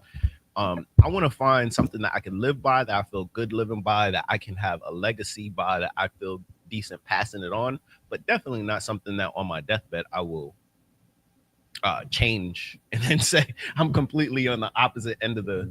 I mean, he went from, you mention a white man around him and he's angry, to white Jesus. It was mind blowing.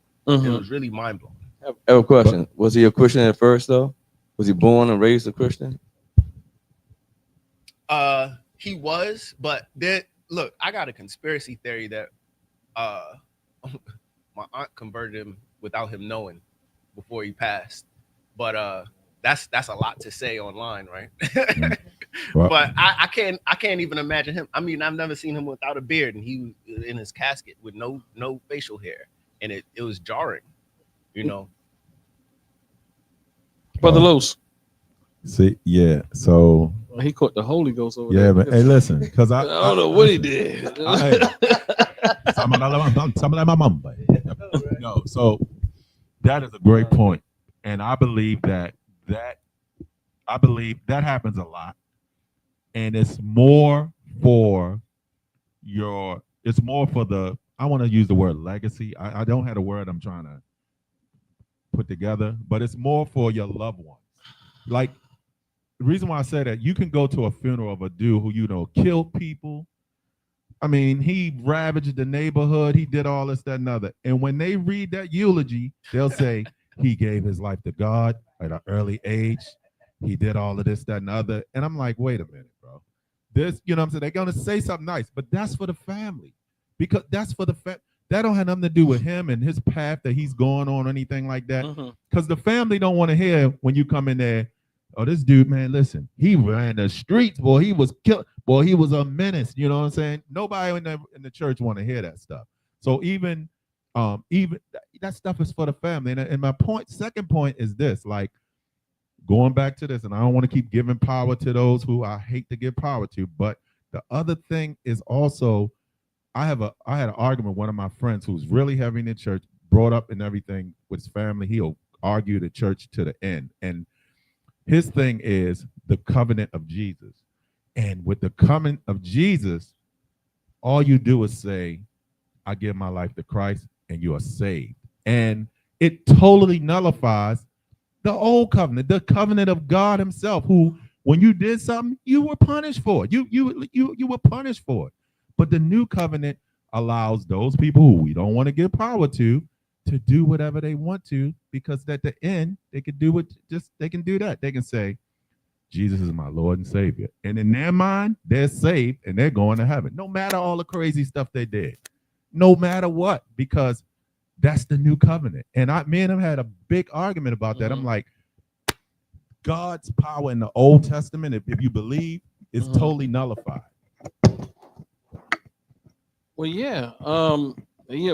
This is it.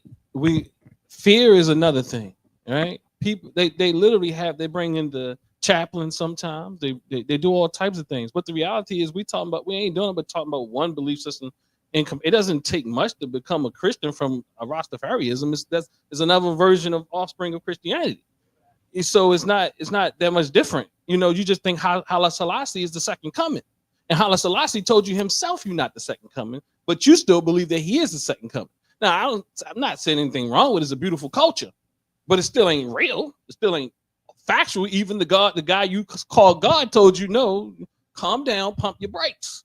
Did Jesus ever say he was the did Jesus ever say I don't know what the Bible said. I ain't never talked to Jesus. No, I know Haile Selassie though. He was on TV. Yeah, but according to the Bible, did Jesus ever say he was the? I know the think he did say scripture said it. He did say it. I believe he did say. Yeah. Okay. But he also said you are as well. Right. He say as I do, you can do greater. That's why I always. And he also says our Father. Right. Exactly. And my Father. That's why I said some people. I understand that. That's why I was bringing it out. So did Jesus alienate himself to be the one? Like religion say Jesus is the one, but he says we are. You know what? For real though, some Christians got that twisted, and they made Jesus God, even though he say he's not even in the Bible, as the Bible say so. Yeah. Well, that's all types of confusing things. Let's keep it a buck. It's all types of confusing things in the book. Right. If you believe it on a mythical level, you're going to try to read a book that's got 55 books or something in it. How many books? 66? Or that's including the Apocrypha. What was it? The Apocrypha? Look, none of it makes sense. Let's just keep that a buck. You can go and find one verse to discredit another verse.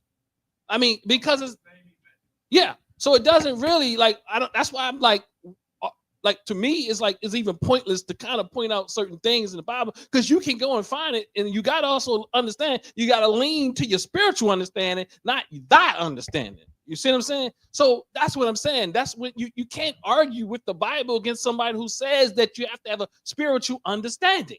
It's a waste of time. But what I am saying is, look, the book is confusing like all other mythologies. All mythology is all made up. So I don't have if a person, I would if I was believing in hell and all that too, I would say I professing Christ on my deathbed too. Because I'll do Buddha, Muhammad, I'll do Krishna and Ishtar and cover all of them, bases. To cover all bases. Now, look, let me tell y'all something though. If y'all see me do that, look, y'all know somebody lied. Y'all look, my wife give me a Christian funeral. Know that she lied to y'all. Yes, sir. Look, wait. And people do that every day. Yeah. I mean, every day. I was even, I'm part of that. My nephew had The choice, passed. the decision. You saying? No, my nephew had passed, and his mother really loved him, but he was in Islam, and she said, "Nah, he's not in Islam. He's gonna be buried a Christian." And I understand that because in her mind, she wanted her son to go to heaven. You understand what I'm saying? That's the mythic level, right? Yeah. So let's do this real quick. We're gonna get certain people to volunteer to read. We can start with Brother Abu Jamal. The different stages of this, what's coming up. So James Fowler, Stages of Faith Development. James Fowler, Stages of Faith Development. Fowler, a developmental psychologist and theologian, proposed 6 stages of faith as a human matures psychologically and spiritually. These stages are not strictly linear, but they outline a progressive deepening of faith, expressing an identity. I'm just let you know I don't agree with the ages at all. But all right, so let's start with stage 1. And then somebody pick up the next one. Hold on, I don't think you on there. Stage 1, intuitive projective faith, characteristics, fantasy filled, imaginative, shaped by stories and images, typically early childhood. So let's read that again. Characteristics, fantasy filled, imitative, shaped by stories and images.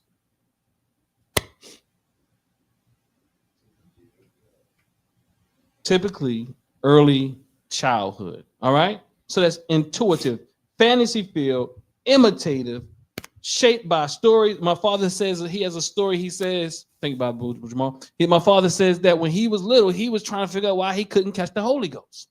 He wasn't imitating good enough. So he wasn't imitating good enough. You know what I mean? Like you see, I think for some people though, just to be honest, some people are very literal in the way that they're wired. Like some people ain't about, if I don't feel it, I don't feel it. I'm not really about to put on a show and this ain't real. I think I'm kind of like that type of person. What do you say? If it don't itch, I ain't scratching. You know what I mean? So I think, Bob, that a little bit it was you. Stage 2. But you know what? You sound really good, Brother Abu Jamal. Could you go with stage 2? Your voice, that mic sounds pretty good. We're going to take this one home, Brother Abu. Okay, yes, sir. Stage 2, mythic, literal faith. Characteristics, beliefs are literal and concrete. Justice and fairness are key. School age years. Mythic and literal faith. Beliefs, and look, keep in mind, I'm at a Jesuit institution. I just want to preface this. Known Jesuits, what is it, St. Ignatius or something? They are known for what? Education. They are renowned for education. And this is what I'm learning in their institution, right? Let's keep going. So beliefs are literal and concrete. This is the second level, mythic, literal faith. I'm talking about in a pastoral counseling program, right? And then you go to stage 3, Baba. Synthetic, conventional faith. Characteristics. Faith is shaped by group norms and relationships. Beliefs not deeply examined. Adolescence and beyond. Synthetic and conventional faith.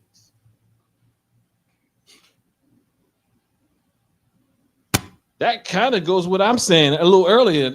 It ties back to what I said when we talk about Ashby. When we're doing these rituals, it's kind of like we're in an adolescent stage. And I think we can connect this synthetic, conventional faith with what Ashby speaks about, which I also call adolescent, not even knowing. You got something, Mama? The 4th stage. 4. Individuative, reflective faith. Characteristics. Personal reflection begins. Faith becomes an internal, critically chosen system. Early childhood. What happened? Early adulthood. I apologize. Individuative reflective faith. Personal reflection begins. Faith becomes an internal, what does it say? An internal, critically chosen system. We spoke about some of this today, right? It can become an internal, critically chosen system. Early adulthood. Now, I don't think these add up. I challenged him. That's why he also said it's not linear. And he also will say, and it's also important to know that many people might don't reach these phases. Some people get stuck in stage 1, right? So we have stage 5. Stage 5, conjunctive faith. Characteristics, integration of paradox, acceptance of mystery, awareness of others' truths, midlife and beyond. So when you get to stage 5, it's this conjunctive faith. Integration of that which doesn't necessarily even, it just seems it's in conflict with one another. It doesn't make sense. Acceptance of mystery. Acceptance of mystery, knowing that you don't know.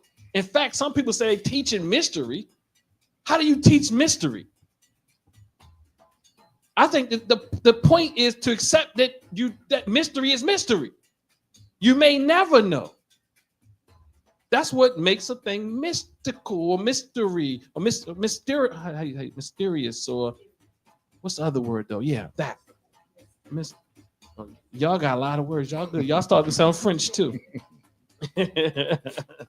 So again, the integration of paradox, acceptance of mystery, awareness of others' truths. See, because many of us, we don't get here. We ain't accepting nothing else nobody else said, because my truth is the only truth, and there's no other truth in this house. And we are abusing one another with it. I put a post out a few days ago and said that people can be disrespectful in their ignorance and expect you to be respectful in your knowledge. The more ignorant, let's go back, that's more childlike. We believe things that are not true. We all believe something that's not true, but I'm saying in a faith, when we talk about faith.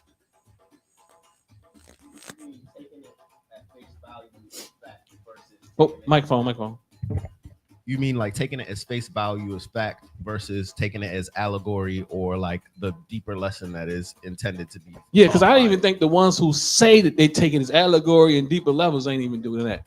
But that's called indoctrination, because they don't tell you that this is mythical. You see what I'm saying? They tell you this is true. This is it. You understand? Yeah, that's the only difference. And then those who say they look at it as allegory, they want to make it special too. Right. Because of 33 chambers of them, when you go up the third of the vertebrae and the chakras and you understand, you hit the kundalini and you hit all of that. And I'm talking about mystic Christianity. They call it mystics. I mean, I'm not saying that stuff is not good. And it has its place. Yeah, but it ain't no truer than what the other. It ain't no truer than what was going on before. You have to make something deeper, and you have to make the deeper true. I'm okay with something being deeper, but the deeper is allegory. It is figurative. It helps you understand things and conceptualize things in ways that is poetic. It's poetry. It's literature. It's metaphor. Metaphors, allegories. These things help you understand things. Song and dance help you tap into things that you don't necessarily have words for. And I tell you, it's another good picture. American Gods, I think it was. Yeah, it's and they go into the whole mystery. Oh yeah. They go into the whole mystery of everything. It touches everything. You know what I'm saying? It's heavy, but don't get caught in it. Now this last one, stage 6, hit us up. Yes. Universalizing faith. Characteristics. Rare. Radical compassion and selfishness. Complete alignment with universal love and justice. And let me go back. Thank you for that. When you go back to conjunctive faith, right? One thing to consider is this. It says the integration of paradox, acceptance of mystery, awareness of others' truths.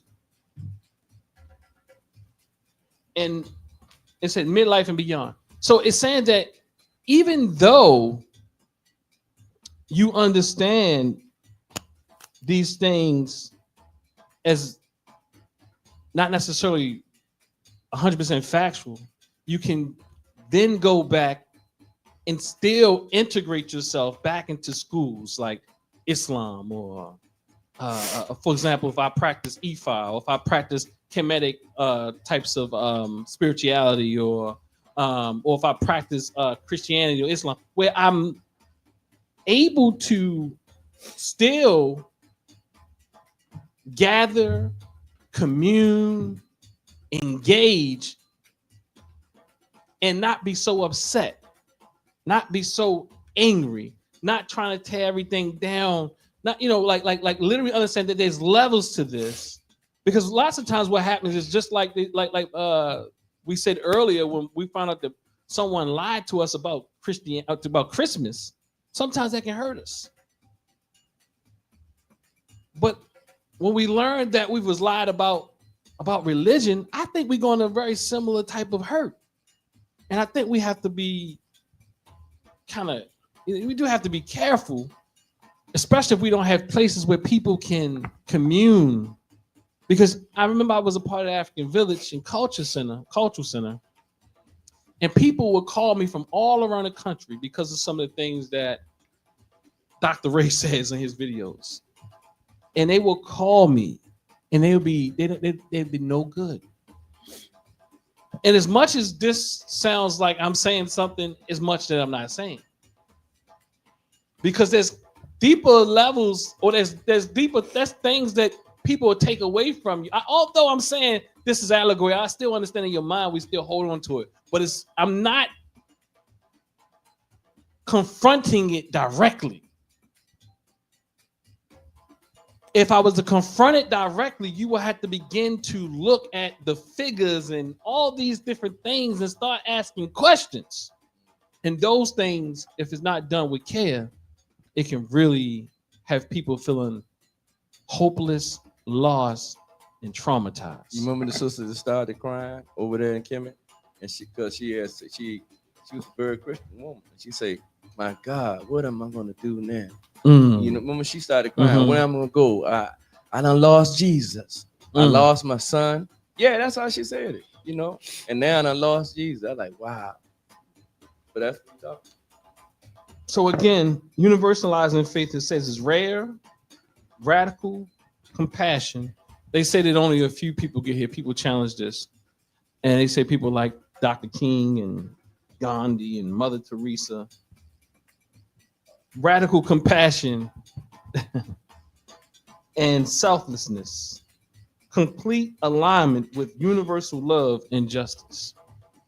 And I was thinking, just to close out, I think that this idea of universal love is also a myth, and we'll talk about that another day. We'll talk about that another day, because, and I'll just leave with it like that. Like, I think we stay in these false realities. The universe is not this neat place. And it's never going to be a time where people universally love like you think they're going to love. You will be the representative of love. And there's always going to be some people that's representative of causing you hell. It doesn't even make sense. I say you understand that you should have some hell and some love in you. Because sometimes you gotta give somebody who calls you some hell to take care of those who you love. Closing words, everybody. Anybody takeaways?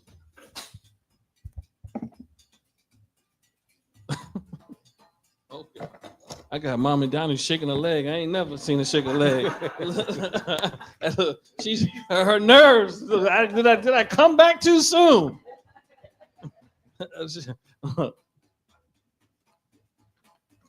Closing words, takeaways. Anybody before we wrap it up? I think real quick. I think it's like I say again, when a person is brought up in a thing, in a belief system, it's really hard to get out of that system if you don't have the mind frame or the curiosity to do that. And then when you even want to do that, it's hard. Mm-hmm. You know what I'm saying? Because you're crossing the line now. You're crossing a line that you wasn't taught. I'm speaking for myself now. And it's like hard getting over to the other side, Mm-hmm. But once you, like me now, I can sit back and look at all, and I say, I give you the right believe in what you believe in. Mm-hmm. That's what I do to you. And if you believe in it, so be it. Mm-hmm. That's it. Mm-hmm. That's exactly kind of what I was going to say. And just to say the same, what you believe in doesn't affect me. I'm not sure about that. Like, no, what I'm saying is, well, we can debate. Let's do it. What I'm saying is that what you believe in, basically what I'm saying is I don't have to believe in it. So it doesn't. So maybe I used the wrong word. It does. I think what everybody does affects everything, because, like I said, in my He debated himself. Everything is connected. Yeah, you're right. I mean, I said everything is correct, but what I'm saying is that you can believe in what you want to believe in. I don't have to. Like, that's what I'm saying. It doesn't affect what I have to believe in. That's what I'm trying. I want to challenge that, because what somebody else or a nation can believe in can get another nation killed. So he already corrected it, though. Okay. Yeah, he agreed. Yeah. Well, I just want to say, I'm just at a space of being beautifully baffled and just walking it out. Beautifully baffled. All right. I'm walking it out. No judgment from, just really trying to learn everything that I can, and that which is good, apply it to my life so that I can be a better human being. Like I say, what's the Dalai Lama? He was supposed to come on TV that morning. He was tell you what life is and what is afterlife. I couldn't wait to hear this man talk, because that's where the frame of my mind I was in then. I was in Tibet, everything. Mm-hmm. And this man got up and he said, we all fear the unknown, don't we? And I challenged that. But yeah. Say it again. Yeah. Well, I will say probably, I think statistically he might be most of us. You know what I'm saying? Yeah. Just some closing thoughts. I think my initial thought about what was mentioned on the cruise, I was reflecting as we were talking more, and I think there was some judgment in like my analogy of the hike, because maybe for them the distraction is the phone, but maybe they are the distraction for me. Like I use them the same way they use their phone, because that whole fear of solitude, that's a real thing, because to be out there by yourself, you don't know who you are, what you are, until you're there by yourself, doing it by yourself, right? And I know who I am in proximity to other people, but I'm only who I really am by myself. Mm-hmm. And then the second thing being, something I thought that was interesting was the myth, ritual, and mystical philosophy. I think that the first two are interchangeable in terms of like when somebody can reach those, because some people get the story first, or some people to start the ritual first, and then they get the story in the mix. But that that seeing it in yourself and embodying it is, I imagine that as like the higher level of all of it. It's not the allegory, it's like the embodiment. And then the last part I thought was really interesting with Fowler,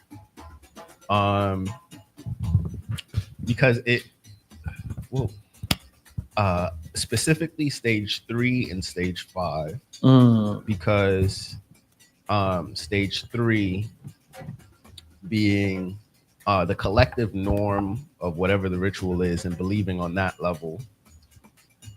Stage 4 being like then taking it and saying, well, I'm going to own this outside of the collective. I think that was kind of what I was mentioning with the very first part. Like, who you are by yourself is really who you are. You are who you are when nobody's watching. So like, if you have the faith and you have all the things and nobody has to monitor it, then you're like doing it from the most authentic version of you. But then I also like that what came after that was that it's only, well, I'm interpreting it as it's after you go through that individual stage that then you can kind of like view other people as in the individual and not as a collective. That's like just where my mind went as we were going through that part. This is an interesting discussion. I will say it's very complex because there's so many different religions and there's so many different faiths. And I mean, Christianity obviously has so many subsets. And then, but yoga does that also. Like yoga has so many subsets. And then I don't know. I mean, I know only of 2 or 3 maybe main ones with Islam, but like I just imagine that there's so many ways they have can subsets, interpret. yes. So many ways people can interpret. And then they just like, well, you know, it gets more convoluted as time goes. So bringing it back to like whatever that initial was, I really like. Do you prefer Baba Winkler? I do. Okay. I really like how you were kind of pulling a variety of different other texts outside of like Christian-based texts, or even like colloquialisms or sayings, like and then kind of tying those in. Like that's probably where that came from. It was very analytical. Brother Los? I mean, listening to Brother made me think of something, and it's basically a question. Like I was sitting here thinking, and this may be a question that no one can answer, but I wonder if people are drawn and kind of aligned to these different faiths and religions because they need something to measure themselves against. So like even what Brother Fur was saying, like when you find yourself and you're trying to understand yourself and in your spiritual aspects of your own being, what do you measure that against? You know what I'm saying? So if you're in a Christian faith, then they have tenets that you're measured against. If you're in a Muslim faith, you have tenets that you're measured against. To measure your faith, are you fulfilling your faithful duties and things like that?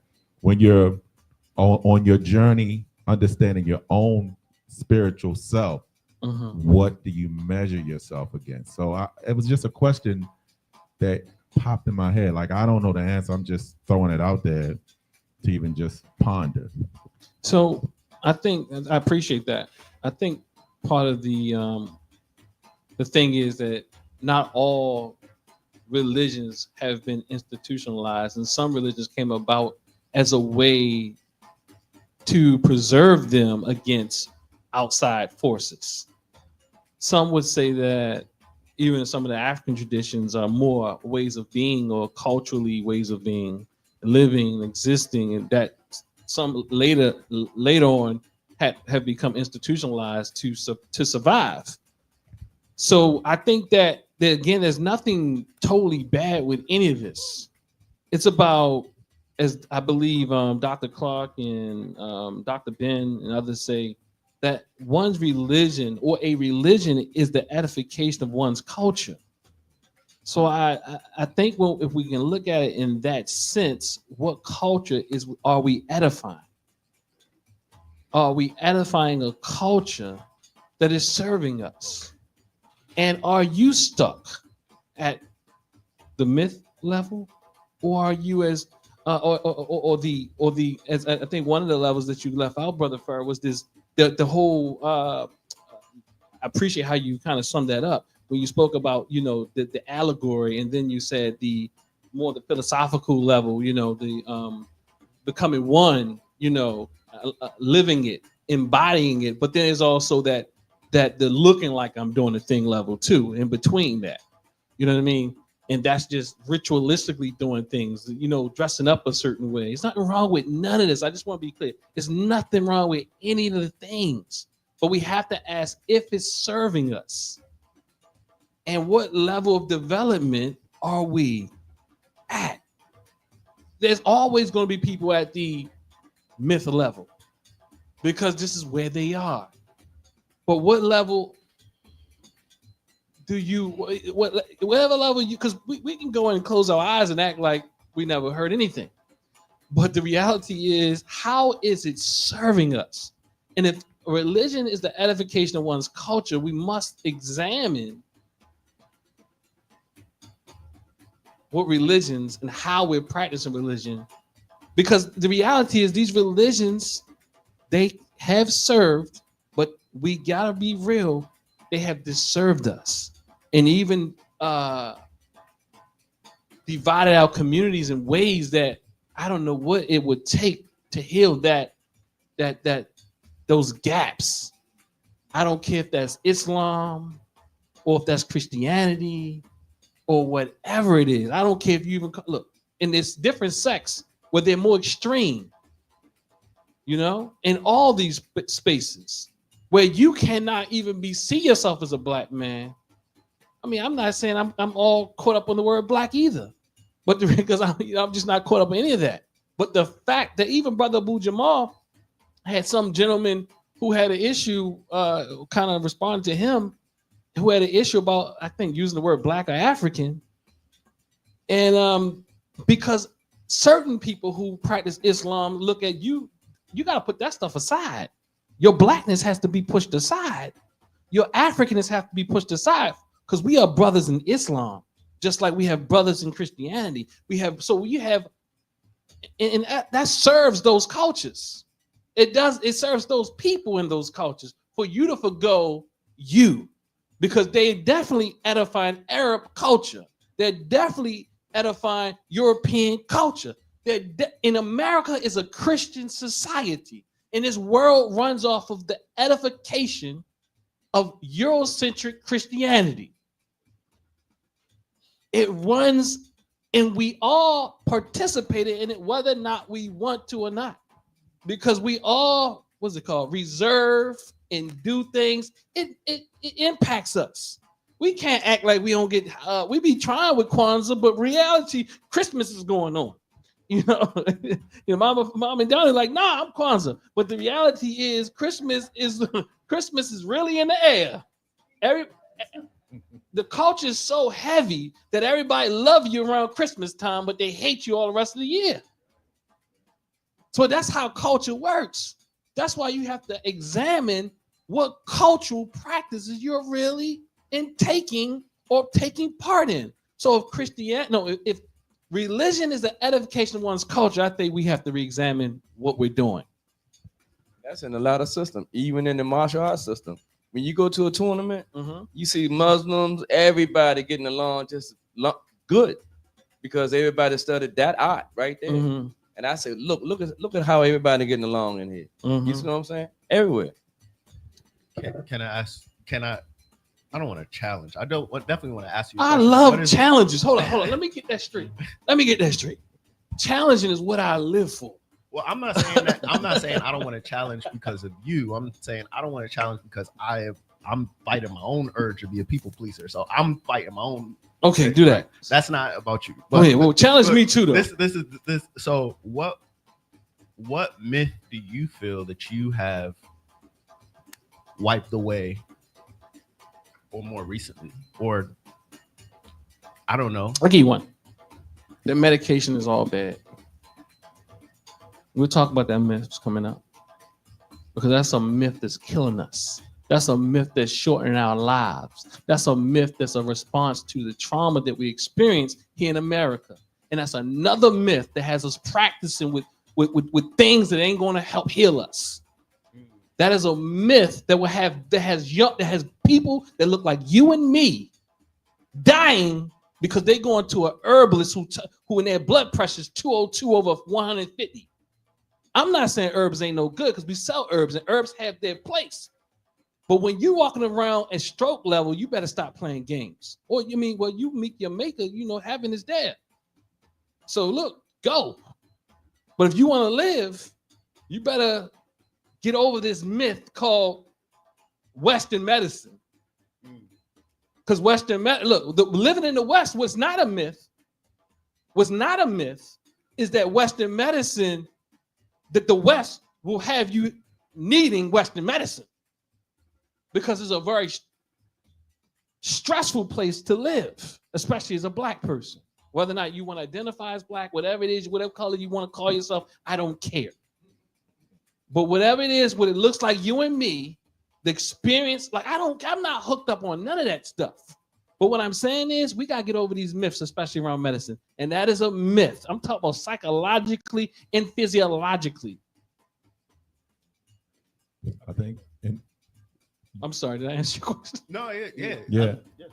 Because when you live in the West, you're living in an unnatural type of state. Like if you live in a natural state, those herbs and things could very well be the catalyst to keep you where you are, because you're living in a natural state. You're living off the herb. You're doing all that. But we aren't doing that. We're eating GMO. We have fast food in it. We up all night. We only sleep 1 hour, So we're living in an unnatural. So those things that's created, and like you said, if you're a believer, God created these doctors to create these things to help you out.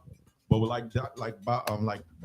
Brother Sar said, Minister Sar said, when you get to a certain level, believe me, I just got out of the hospital where I'm gonna stand right here and tell you that I didn't think I was gonna be all right. And, and when I got there and they started taking me all these different things and checking for all of this and everything like that, I mean, I'll tell you, I did not feel like I was going to make it. And when they started I was telling them, I was like, when are you guys going to actually work on me? Like you keep doing all this stuff. Like, when is the treatment going to start? And it could have been psychological, but once the treatment actually started, then the negative numbers started to go away. Right. And I was grateful, because I'm like, I can believe, listen, I got berberine, I got all of that stuff to take to mess with your blood sugar. I have all of that stuff. But my blood sugar was 400 and something. You feel what I'm saying? When I got to the hospital. And I'm embarrassed to tell you what my A1C was. I don't even want to discuss that. But I needed help. You feel what I'm saying? Absolutely. And a lot of that is tied to our mythical beliefs. And that's what I'm saying. I mean, truly believe what you want to believe. But the reality is, even someone, I mean, like, a person can be, I respect the person like a Bob Marley, who said, look, no, my faith don't do that. He believed in it. If you believe in it and your core values are there, I respect that. But at some point, as a collective body of people, we have all these beliefs that are not serving us, because your culture is supposed to help you essentially survive and thrive. But when your culture isn't doing that, you have to re-examine the whole culture. Because the African culture in Jamaica ain't the same African culture we need here, and the same African culture here ain't the same African culture we need that they have on the continent in different places. In the continent itself, I know we like to lump all these things together, but things are not the same. Some places have more water, more drought, so your culture is to help you deal with the environment. So we got to stop playing these mythical lies. There's beauty in all African culture at the core and essential. It's even beauty in what people call Eurocentric culture. I don't care, because all of it is, if they stole it from you somewhere along the line, it had to be yours. So I'm not going to act like that is not true. There's beauty in Islam. There's beauty in Buddhism. I don't even have to say it, but there's beauty in all these things. But the reality, and I think we need to look at that. That's another myth. We believe in lots of myths. Dark-skinned people ain't as good looking as light-skinned people. Light-skinned people aren't as good as dark-skinned people. All these different things we got now, twisted minds.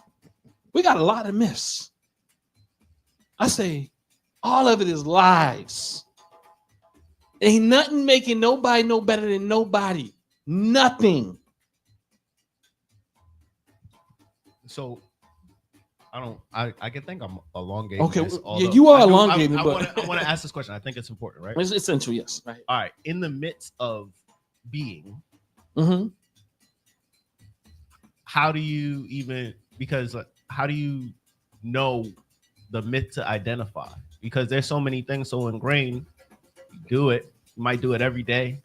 Might be doing it right now, and not even knowing that examine it. As Dr. Gregory says, he says, if you don't examine your beliefs from time to time, your beliefs have you, you don't have them. And that is the thing that we talk about when we started off. It says how our lives are questions, how we often evade deeper inquiries of life through success, business, of fear and solitude. We are afraid to ask questions. If any creator or creation gave you a mind, use it. But I understand the myths told you not to. Blessings.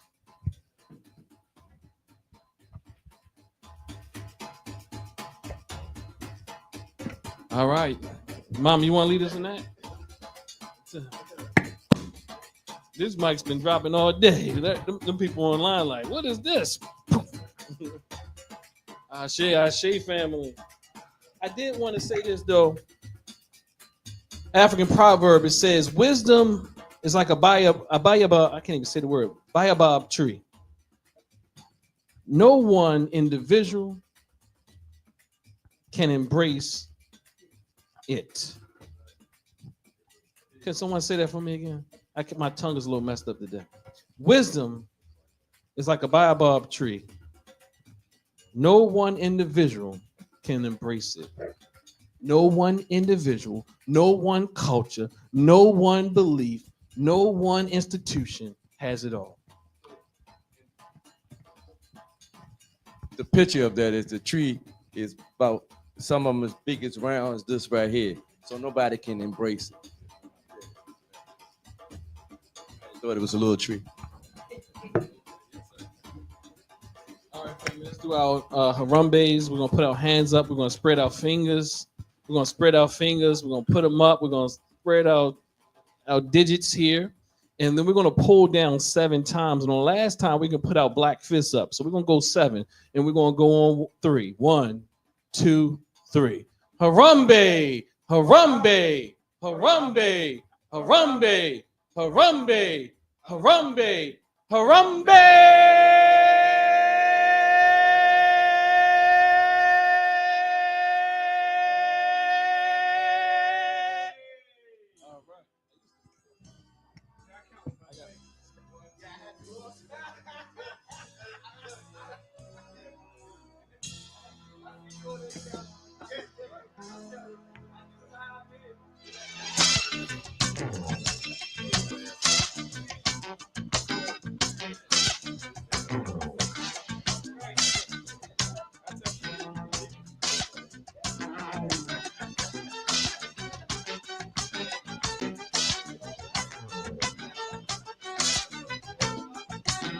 Every man has a place. In his heart, there's a space. And the world can't erase his fantasies. Take a ride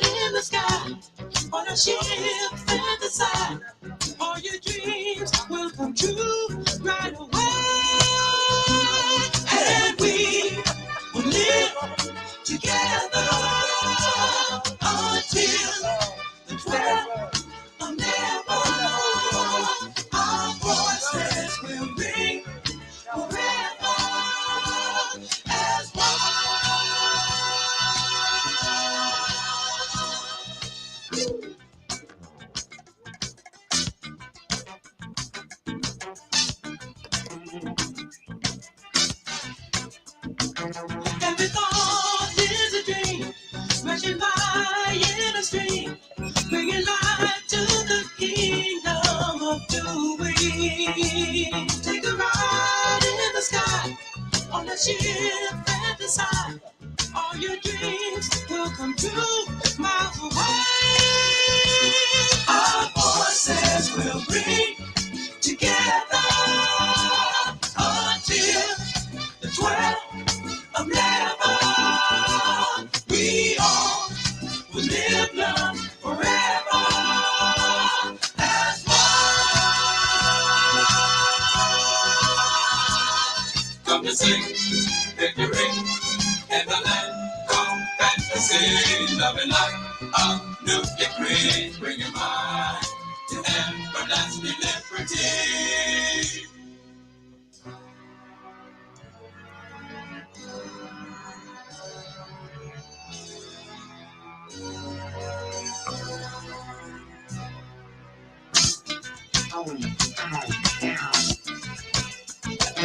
As one, come to sing victory.